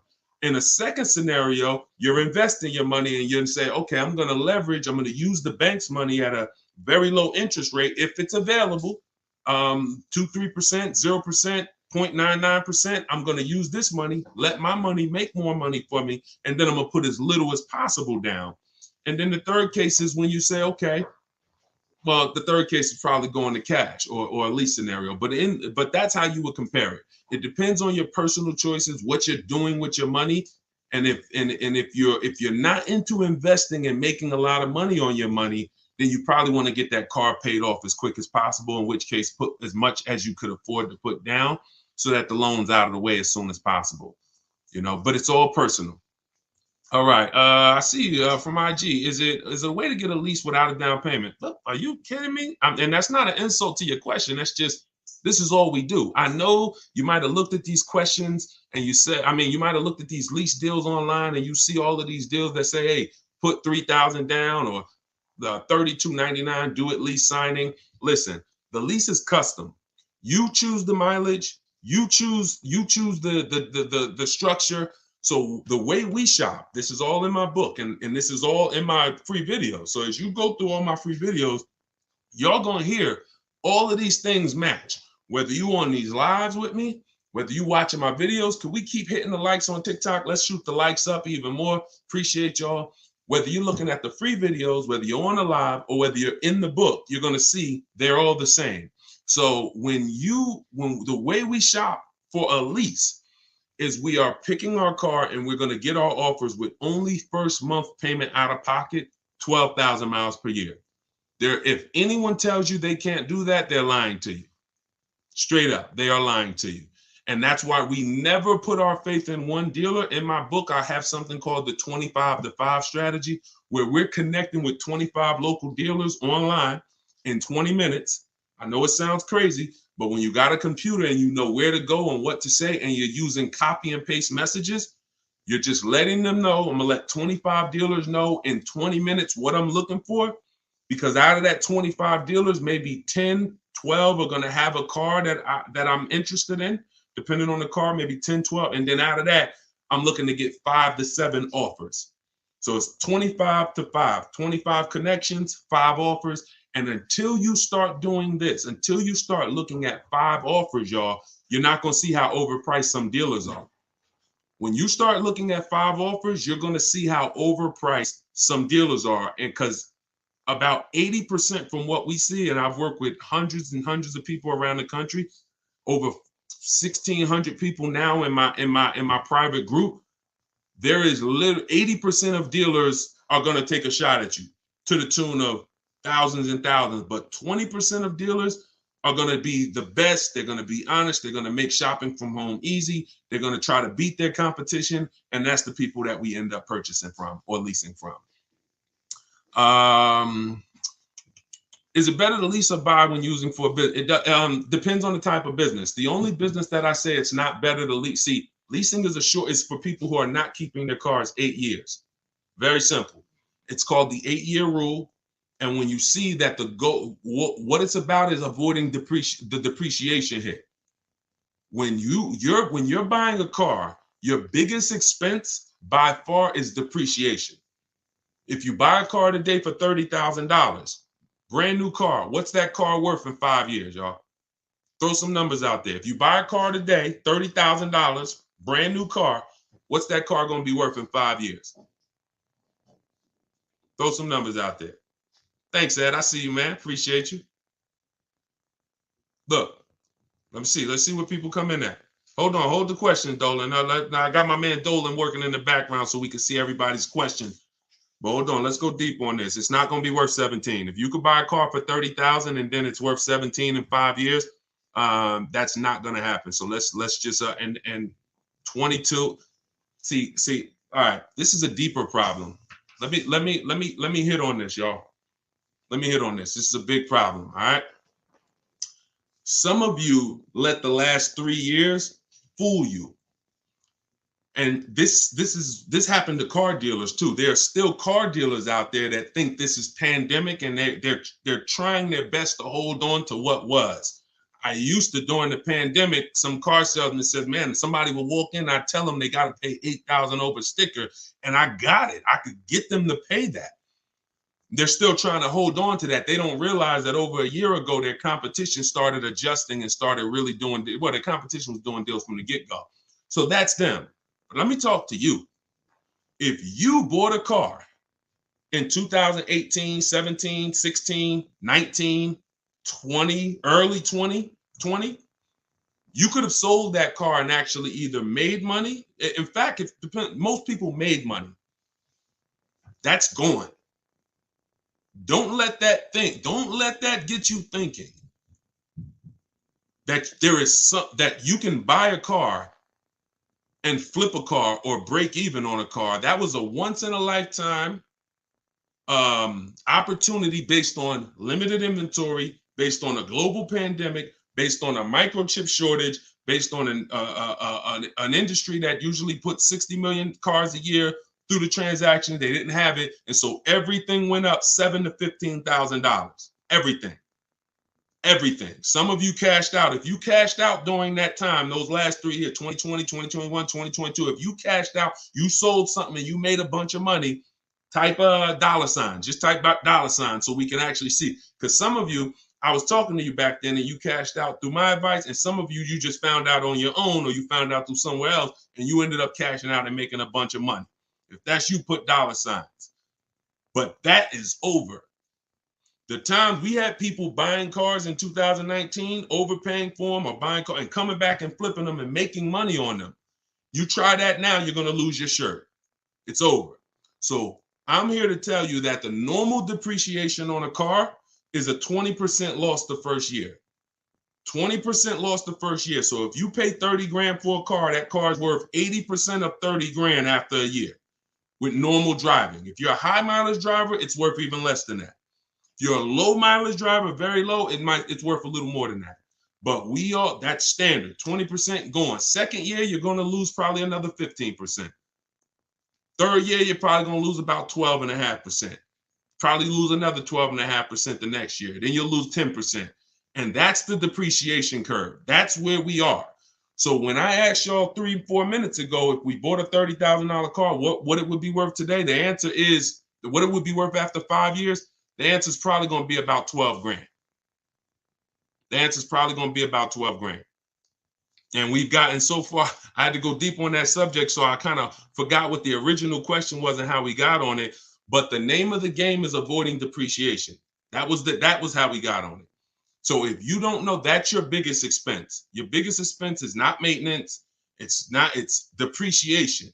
You're losing thousands and thousands of dollars in depreciation. So when you're deciding, should I lease or purchase? When I tell you the answer is 8 years, if you're not keeping your next car 8 years, you should be leasing it, because if you get a great lease deal, you can't get a regular lease deal. You must get a great lease deal that comes through multiple offers. Then you're going to avoid those big depreciation losses that these owners are taking.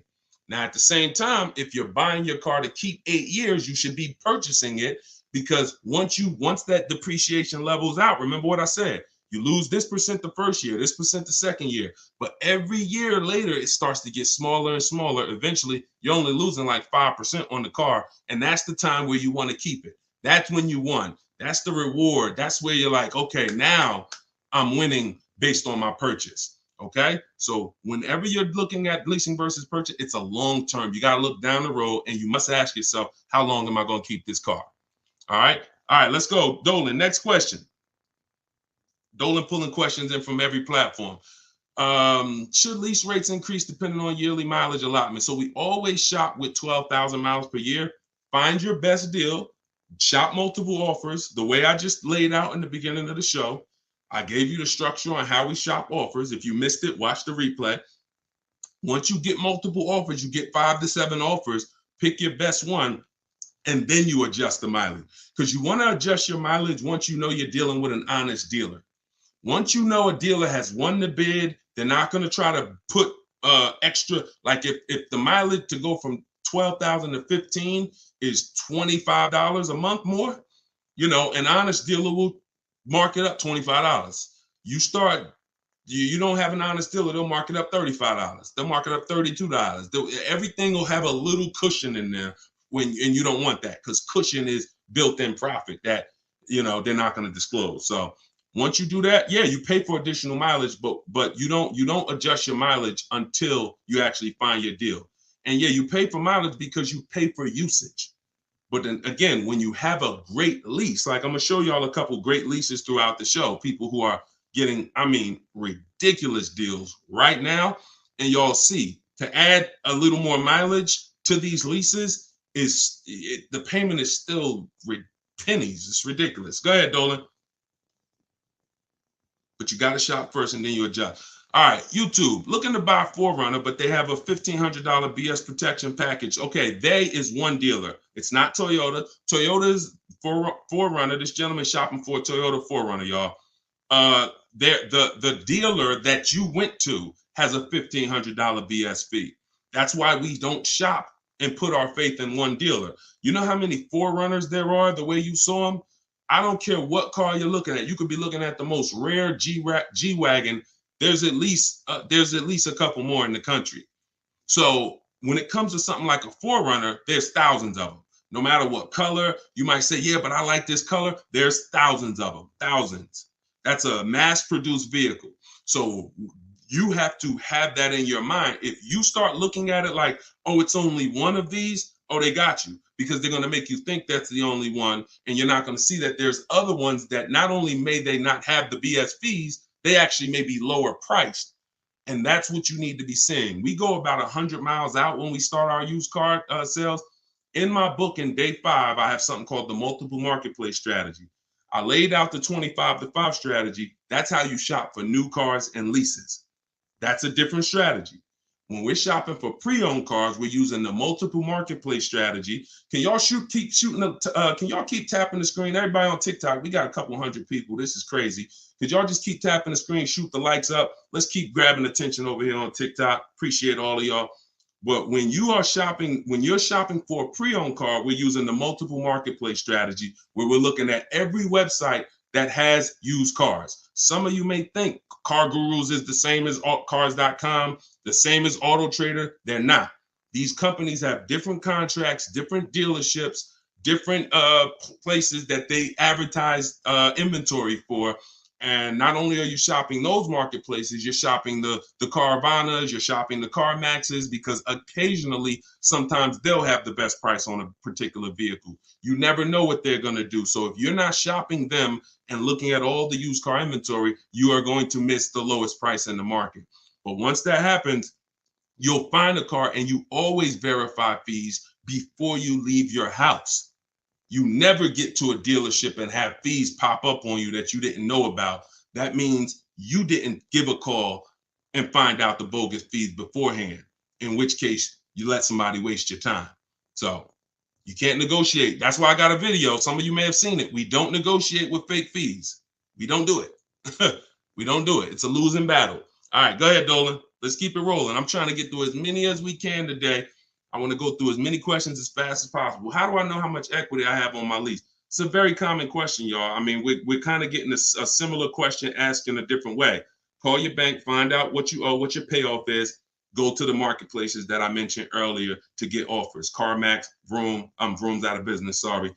CarMax, Driveway, Carvana, Kelly's Blue Book Instant Cash Offer, Auto Nation, and Car Gurus, sell my car. That'll get you about 6 offers. Now, whenever you're using those websites, you'll get to a part where it says, is the vehicle owned, leased, or financed? Just put owned, because their websites have something built in where they say they can't buy leases, because they out of all the leasing companies, some have third-party restrictions and some don't. But their websites are not set up to see who has third-party restrictions. They just kind of blocked it, because I'm sure they had thousands and thousands of people, when everybody was making all of this money, calling them saying, "Oh, I want to sell my car to you." And then they looked at the contract and said, "Oh, we can't buy it." So they basically just put a block on their website. But if you don't have a third-party restriction, and there are several leasing companies still that don't have a third-party restriction, meaning you can sell to anyone. But if you do have a third-party restriction, we take those offers that we got from those online car buyers, then we call a local car dealership, we call a local brand, and we speak to the used car manager, and we get a couple offers from used car managers, and we sell direct to them. And we avoid any fee. We don't buy and resell. I can't think of one person. You can leave that up, Dolan. I'll get right to it. You can leave that up. I can't think of one person that has learned from me that actually bought their lease and resold it. It's just you're losing thousands of dollars in taxes and fees. It's just not worth doing when you can sell direct to a dealer. Go ahead, Dolan. Next question. Let's keep it rolling. I'm loving this. Thank you. Could everybody tag a friend? Everybody's not going to tag a friend, but if you are somebody who tag, I'm telling you, your friends will be upset if they find out that they went and bought a car a couple months down the road and they end up overpaying for it, which most people are. And they find me later and you didn't share it. And they like, yo, why didn't you share that guy? Yeah, I've been following Deshone for years. You didn't share his stuff with me. So don't be that. You don't want to have that. It's an awkward conversation. You might as well just tag a friend, think about somebody who you love, and share this wisdom with them. Let's get everybody saving money. All right, we can't find a lease for less than $500 a month. Every time we turn a car in, they increase the lease amount. We love Jeep, but we are now trying to, but they're calling us, telling us the interest rate is high. We have 12,000 miles left. So, I mean, if you can't get a Jeep, so this was somebody that got a Jeep in our private group. Let's see. Hold on. Let me go to my let's see, who got a Jeep? I gotta label these different. No, I gotta label these different. Ooh. Jeeps have incredible deals if you know how to shop. Anybody who's interested in leasing a Jeep Grand Cherokee, which kind of Jeep is it, Liz? If it's a Jeep Grand Cherokee, let me see if I can find this. See if I can find this person, because I know that deal was ridiculous. Hold on. I just want to tell you how the difference in shopping and getting multiple offers, because if you already have them calling you and telling you that every time you see, I know that scenario where she just said every time we release from them, the price goes up. That means she's buying and leasing from the same dealer. So in most cases, when you're leasing from the same dealer, every single time you get a deal from them, they're going to bump the payment up a little bit. Very rarely is it going to go down, because they've conditioned you for it to go up a little bit every single time. Now, in the case of the pandemic, they had people jumping up $150 a month. But when it comes to Jeep, hold on. What kind of Jeep? Is it a Grand Cherokee or a Wrangler? I know I have somebody in my group that just got a Jeep for it. They saved like $7,000. And that was on a limited. That was on like a $59,000 Jeep. Oh, that's right. I text my friend the deal because she was shopping for a Jeep, and I text her the deal. So let me actually see. Here we go. All right, here we go. That's right. Okay.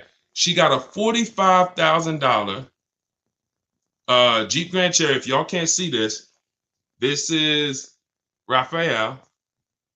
She got a $45,000. Now, I don't know how you're equipping your Jeep, but hers is $45,925. She's paying $549 a month, and that's all the money she gave them. She put $540, she gave them $549, and she drove off. So if you are somebody who says, all right, that deal is ridiculous, I'm gonna put down $1,500 more, drop my payment to like probably about $1,500 more out of pocket, will drop that payment to probably $498. And or you might say, Deshone, I don't even need the limited. I see she got the blacked out one. I don't need all of that. I'll take one that's a little less than that. But this was last month. So, I mean, you must shop offers on these cars. You must shop multiple offers. You must get at least 5 quotes from 5 unrelated dealers, because one thing that will surprise you is Raphael had offers for 600, 700. I remember I helped the lady Christina. She was in our group a year ago, and her best offer, she got like a $52,000 Jeep, white with the black top, and it was like $606 a month. But her highest offer she got from a dealer was like $1,100. So she had some for $1,100. She had some for like $899 or something, and then her best one was $606. So oftentimes what you think is overpriced is just that one dealer you're dealing with that's trying to take a shot at you.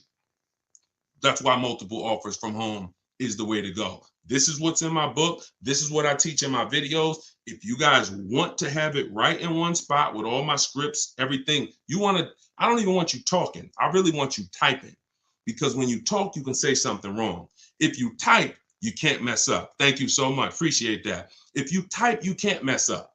So 75% off. I just put the book out. It's called Car Shopping for People That Hate Car Shopping. If you hate car shopping, type hate. Type I hate it. All right. And we're already rated 5 stars on Goodreads. And I want y'all to have everything I teach in one spot. That way you don't have to go through all my videos trying to see which one's for me and which one's for leasing and which one's for selling my lease. And, oh, this one's for a used car. I don't need that. That's you can do that. You can certainly do that. The information's there. But if you want it all in one spot, get your book for 75% off in my TikTok bio, or go to my Instagram bio, click that link, and then click the button that says 75% off. Or go to deshonsbook.com. All right, go ahead. Go ahead. Yep, you good, Dolan. I want to buy a certified pre-owned car. I want a safe, reliable car. What do you recommend? I'm thinking Subaru. Okay, so when we're trying to find what car we want, get an idea of it, and then we do a research. We do our check. We check to see reliability. There's 3 terms that you got to be familiar with. 2 are going to apply to you if you're a short-term person, which means you're leasing. You're not keeping your cars 8 years. And 2 are going to be important to you if you're a purchaser, if you're buying a car to keep 8, 9, 10 years. If you're leasing, the 2 important terms are initial quality. Initial quality is, what does the data say about this car its first 90 days? The first 90 days the car was in production. Now, the way we do an initial quality check, this we do right before we go and get offers on a car, because we never get offers on a car until we find out if it's a good car. You don't want to be getting offers and then you get a great deal. Now you decide to check to see if it's a good car and you're like, oh, it has electrical problem. No. So this is one of the last steps we do. We do this in step 4 of my process. It's a 7-step process. Step 4 is shopping, not buying. That's our research. That's our test drives. That's our making sure the car is good. So you type in the name of the car, the year, always put the year, 2024 Subaru Impreza, initial quality. Type that into Google and you look at the first page. If there's any red flags, you'll see it. Skim those first couple articles. It shouldn't take you more than 3 minutes. You'll see, oh, click on this. Reliability score is a 70 out of 100. I might pass on that. Initial quality, rather, is a 7 out of 100. We don't want to see anything that gives us concern. Now, once it passes initial quality, now you type in 2024 Subaru Impreza reliability.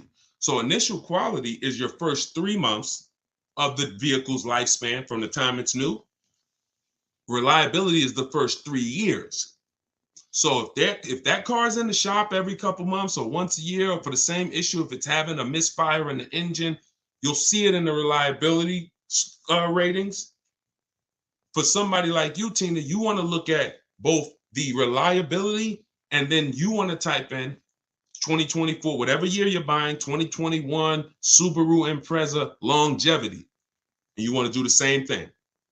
You'll see if the transmission's known to go, it'll tell you right up top. These cars are known to last 150 to 200,000 miles, 200,000 to 300,000 miles. These cars, many owners report transmission issues around 80,000 miles. That quick 5-minute check will avoid thousands and thousands of dollars in bills and headaches. Thank you, Blood. Said you looking younger. I appreciate it. So that's how you do. But also, don't think you got to buy it. You can keep that up, Dolan. All right, we're pulling questions from everywhere. Instagram, TikTok. So make sure y'all are typing your questions. We're on 4 platforms. And I got my man Dolan pulling the questions in. Don't think that a certified pre-owned car is better than a non-certified car with a good history. A good history, non-certified, could be better than a car that's certified without the history. See, I'd rather a non-certified car with a great title, which means it's not a salvage title, it's not a rental, it's not a, funny title. Great service records, which means I can see that the previous owner or owners regularly took care of the car. That's the biggest indicator that car was taken care of, is service records. And then a good accident report. I take that over a certified car. When I pull the Carfax, I don't see many service records. So don't think because you're getting a certified car, if you don't do your due diligence, you could still lose. You want to look for those three things: title, service records, accident history. That's the biggest indicators. It's no guarantees, but those are the indicators. All right, go ahead, Dolan. Next question.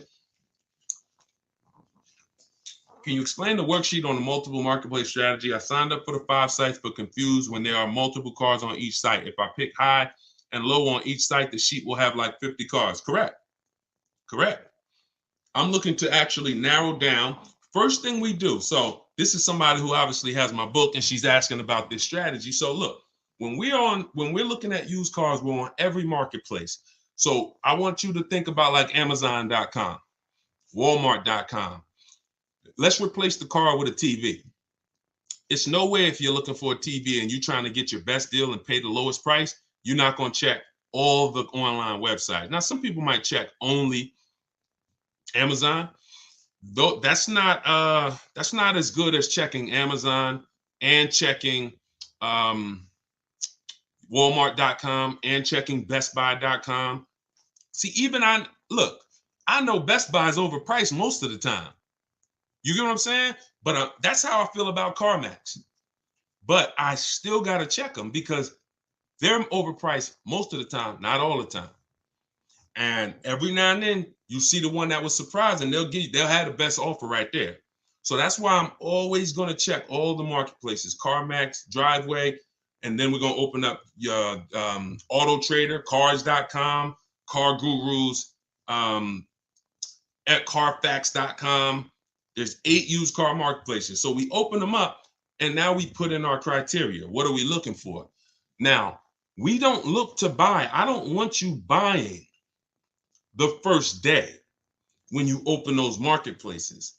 Here's the goal when we open the marketplaces.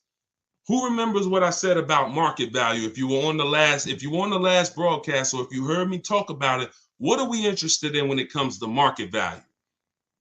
Who remembers? And let me see. We might have a whole fresh crowd on here. We got a couple hundred people. We got like 400 people on here between all the platforms. So I don't want to assume, but let's see if anybody has heard from any of my other broadcasts. When it comes to market value, what are we interested in?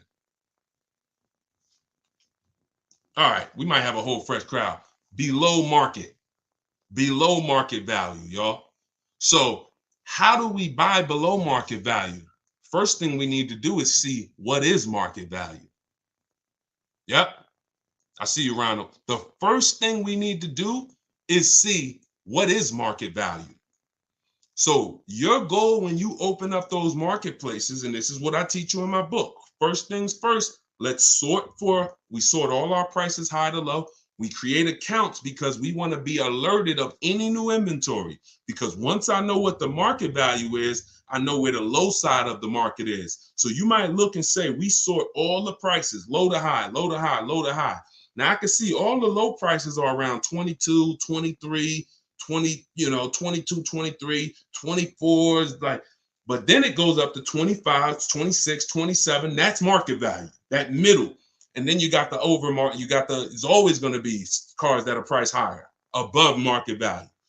Now, when we look at the low side, here's what we're able to say. Here's what you have to know. Be prepared for it. The low side of the market is where all the crap is. So you're going to see bad titles. You're going to see accidents. You're going to see frame damage.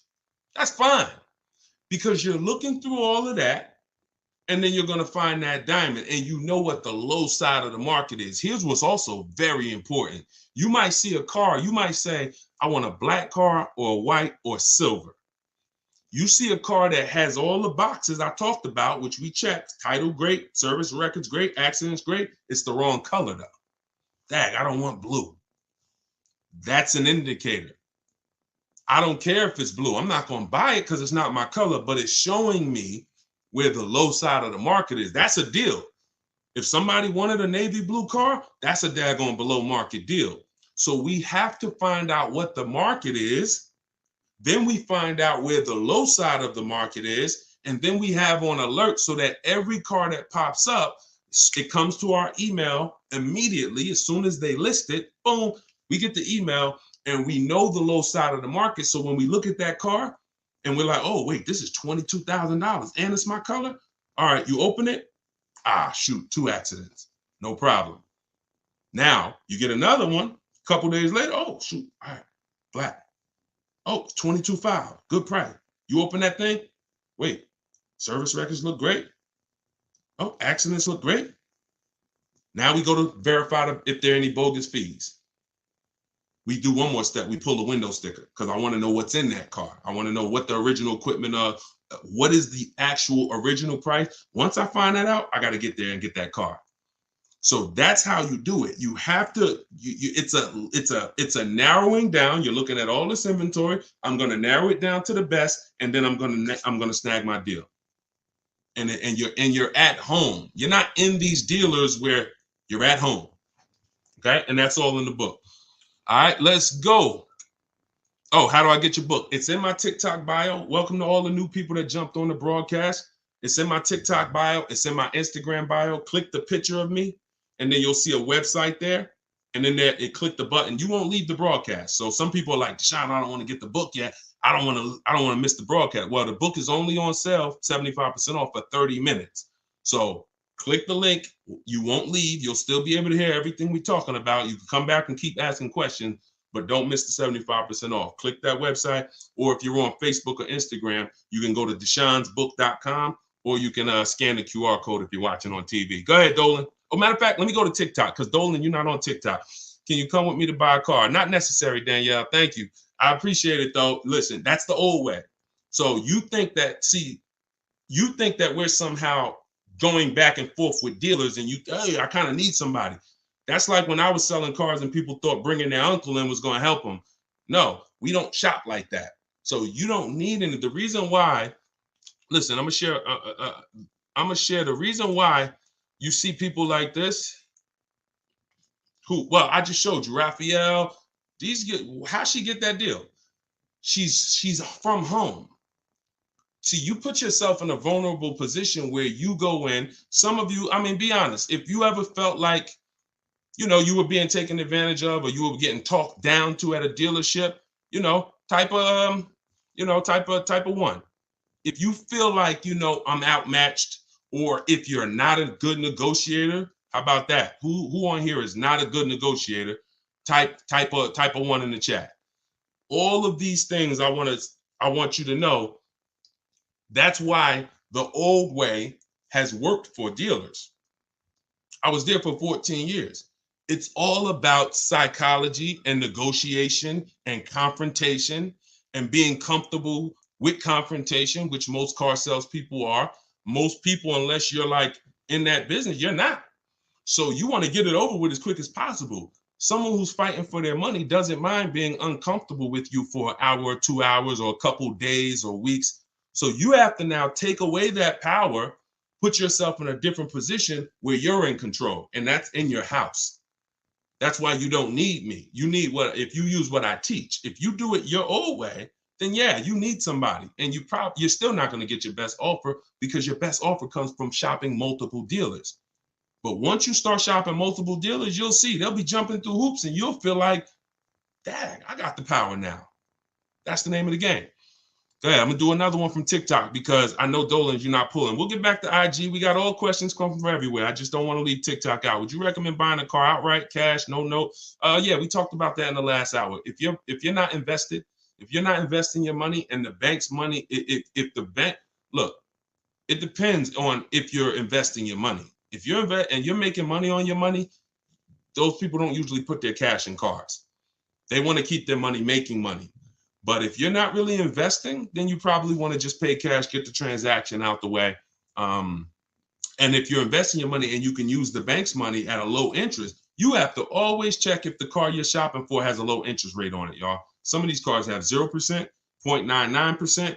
This is like a finance rebate. It's like the bank saying, here, use our money for free, and we will let you cannot compete. It's no point in going to your credit union. No one can beat it. 0.99%, 1.99. When you can use the bank's money that cheap, you can keep your money making money, and you can keep your money in your bank account. A lot of times in this economy, people want to have their money available. So it's all personal though. If you notice, unless we're talking about leasing or buying, I'm not really going to say something you did was wrong, because it's more about, it's a case by case basis. I'm more about, let me show you the options based on different people, and you pick who you are and you do that. The only thing that I'll tell somebody in a lot of cases they're wrong, almost all, is the leasing versus buying scenario all day. All right, go ahead, Dolan. Next question. Bring it in from either Instagram, TikTok, somewhere. I mean, or all right, Tina, I want to buy a car and pay it in full, but don't want them to take advantage of me because if it is, okay, that's kind of a similar question, Tina. We've been talking about that like the whole broadcast. So,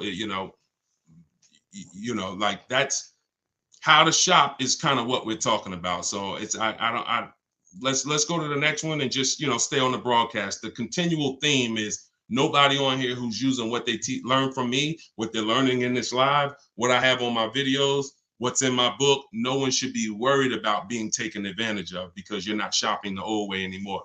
Alejandro, I have equity in my current lease. If I want to purchase the vehicle, could the dealer subtract that equity from the purchase price on the lease contract if I decide to buy it? No. If how do you know you have equity?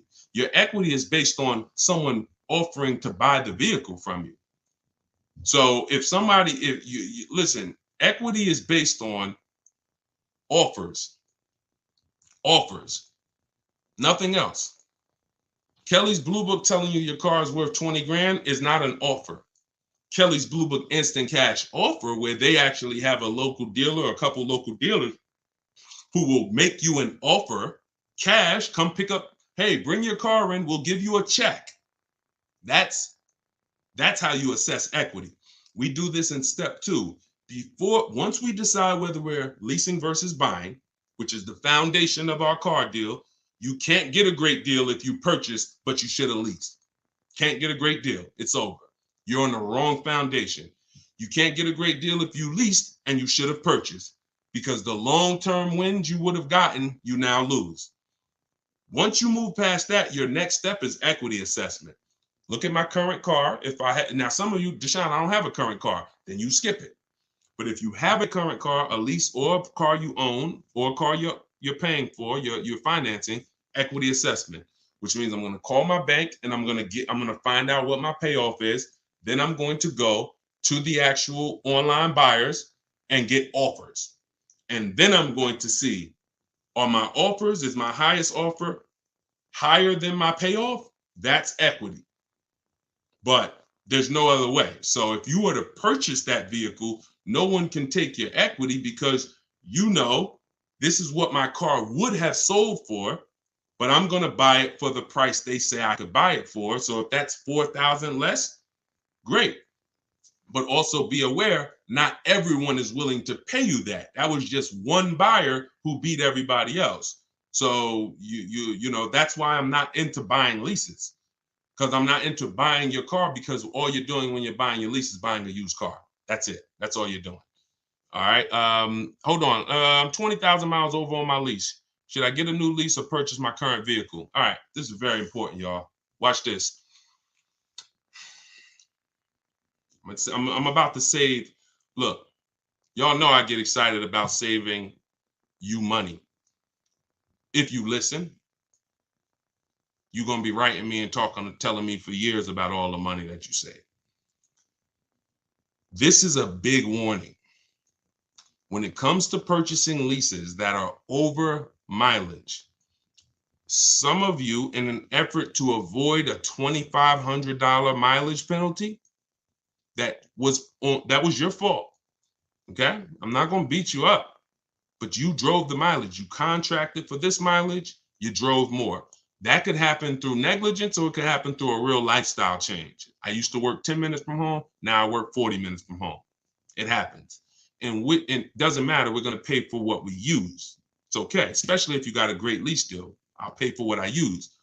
But here's the math about this. Going over your lease mileage is never a reason to buy your vehicle. Here's why. From the day you lease a vehicle, they tell you your lease, you could buy it the purchase value, the residual value at the end is, let's say, 18,000. Let's just say that. Most times throughout history, the car wasn't worth that. When you finished with that lease, the car wasn't worth that. Deshone, what do you mean the car wasn't worth that? A comparable used car, similar, same year, similar mileage, you could have found for less. That was throughout history. So we never purchase leases without finding out, is the purchase price that they're even offering me, if I had the right mileage, forget, we ain't talking about going over yet. If I had the right mileage, was that a good price? Many times it was not. Now, when you go over the mileage by 20,000 miles, does the purchase price change? Do they give you a new purchase price because you went 20,000 miles over? Do they say, hey, you know what? It was 18, but because you put all those miles on it, it ain't worth 18 no more. You don't care. We'll give it to you for 15. They don't do that, which means you are actually overpaying, because you're paying the same price that they said you should. If your car had 36,000 miles, you could buy it for 18. Your car got 56,000 miles and you're about to go pay 18. That's why going over mileage is never a reason to buy your lease. It's even more reason not to. The car, it makes the car even more not worth what that buyout price is. So the best thing for you to do is to assess the penalty. First thing to do is see, you're going to compare three things. Can I sell this car? Using the equity assessment, we talked about that. Either watch the replay, get my book at 75% off in my Instagram bio, go to step 2, which is the equity assessment, get my book in the TikTok bio, click the link and get it for 75% off. It's normally $97. You could be reading it in a matter of minutes. And then what you do is you go to day 2 and you do the equity assessment and you see, all right, how much could I sell this for? If I'm going to lose, now I got to see what's the smallest loss I could take. Now you might be able to sell it to a buyer. Let's say CarMax wants to buy it, they win the bid, and you might only have to come up with $1,000. I'm just making a number up. Sell it to them, pay the difference. It's better than a mileage penalty. It's better than the penalty you're going to hit.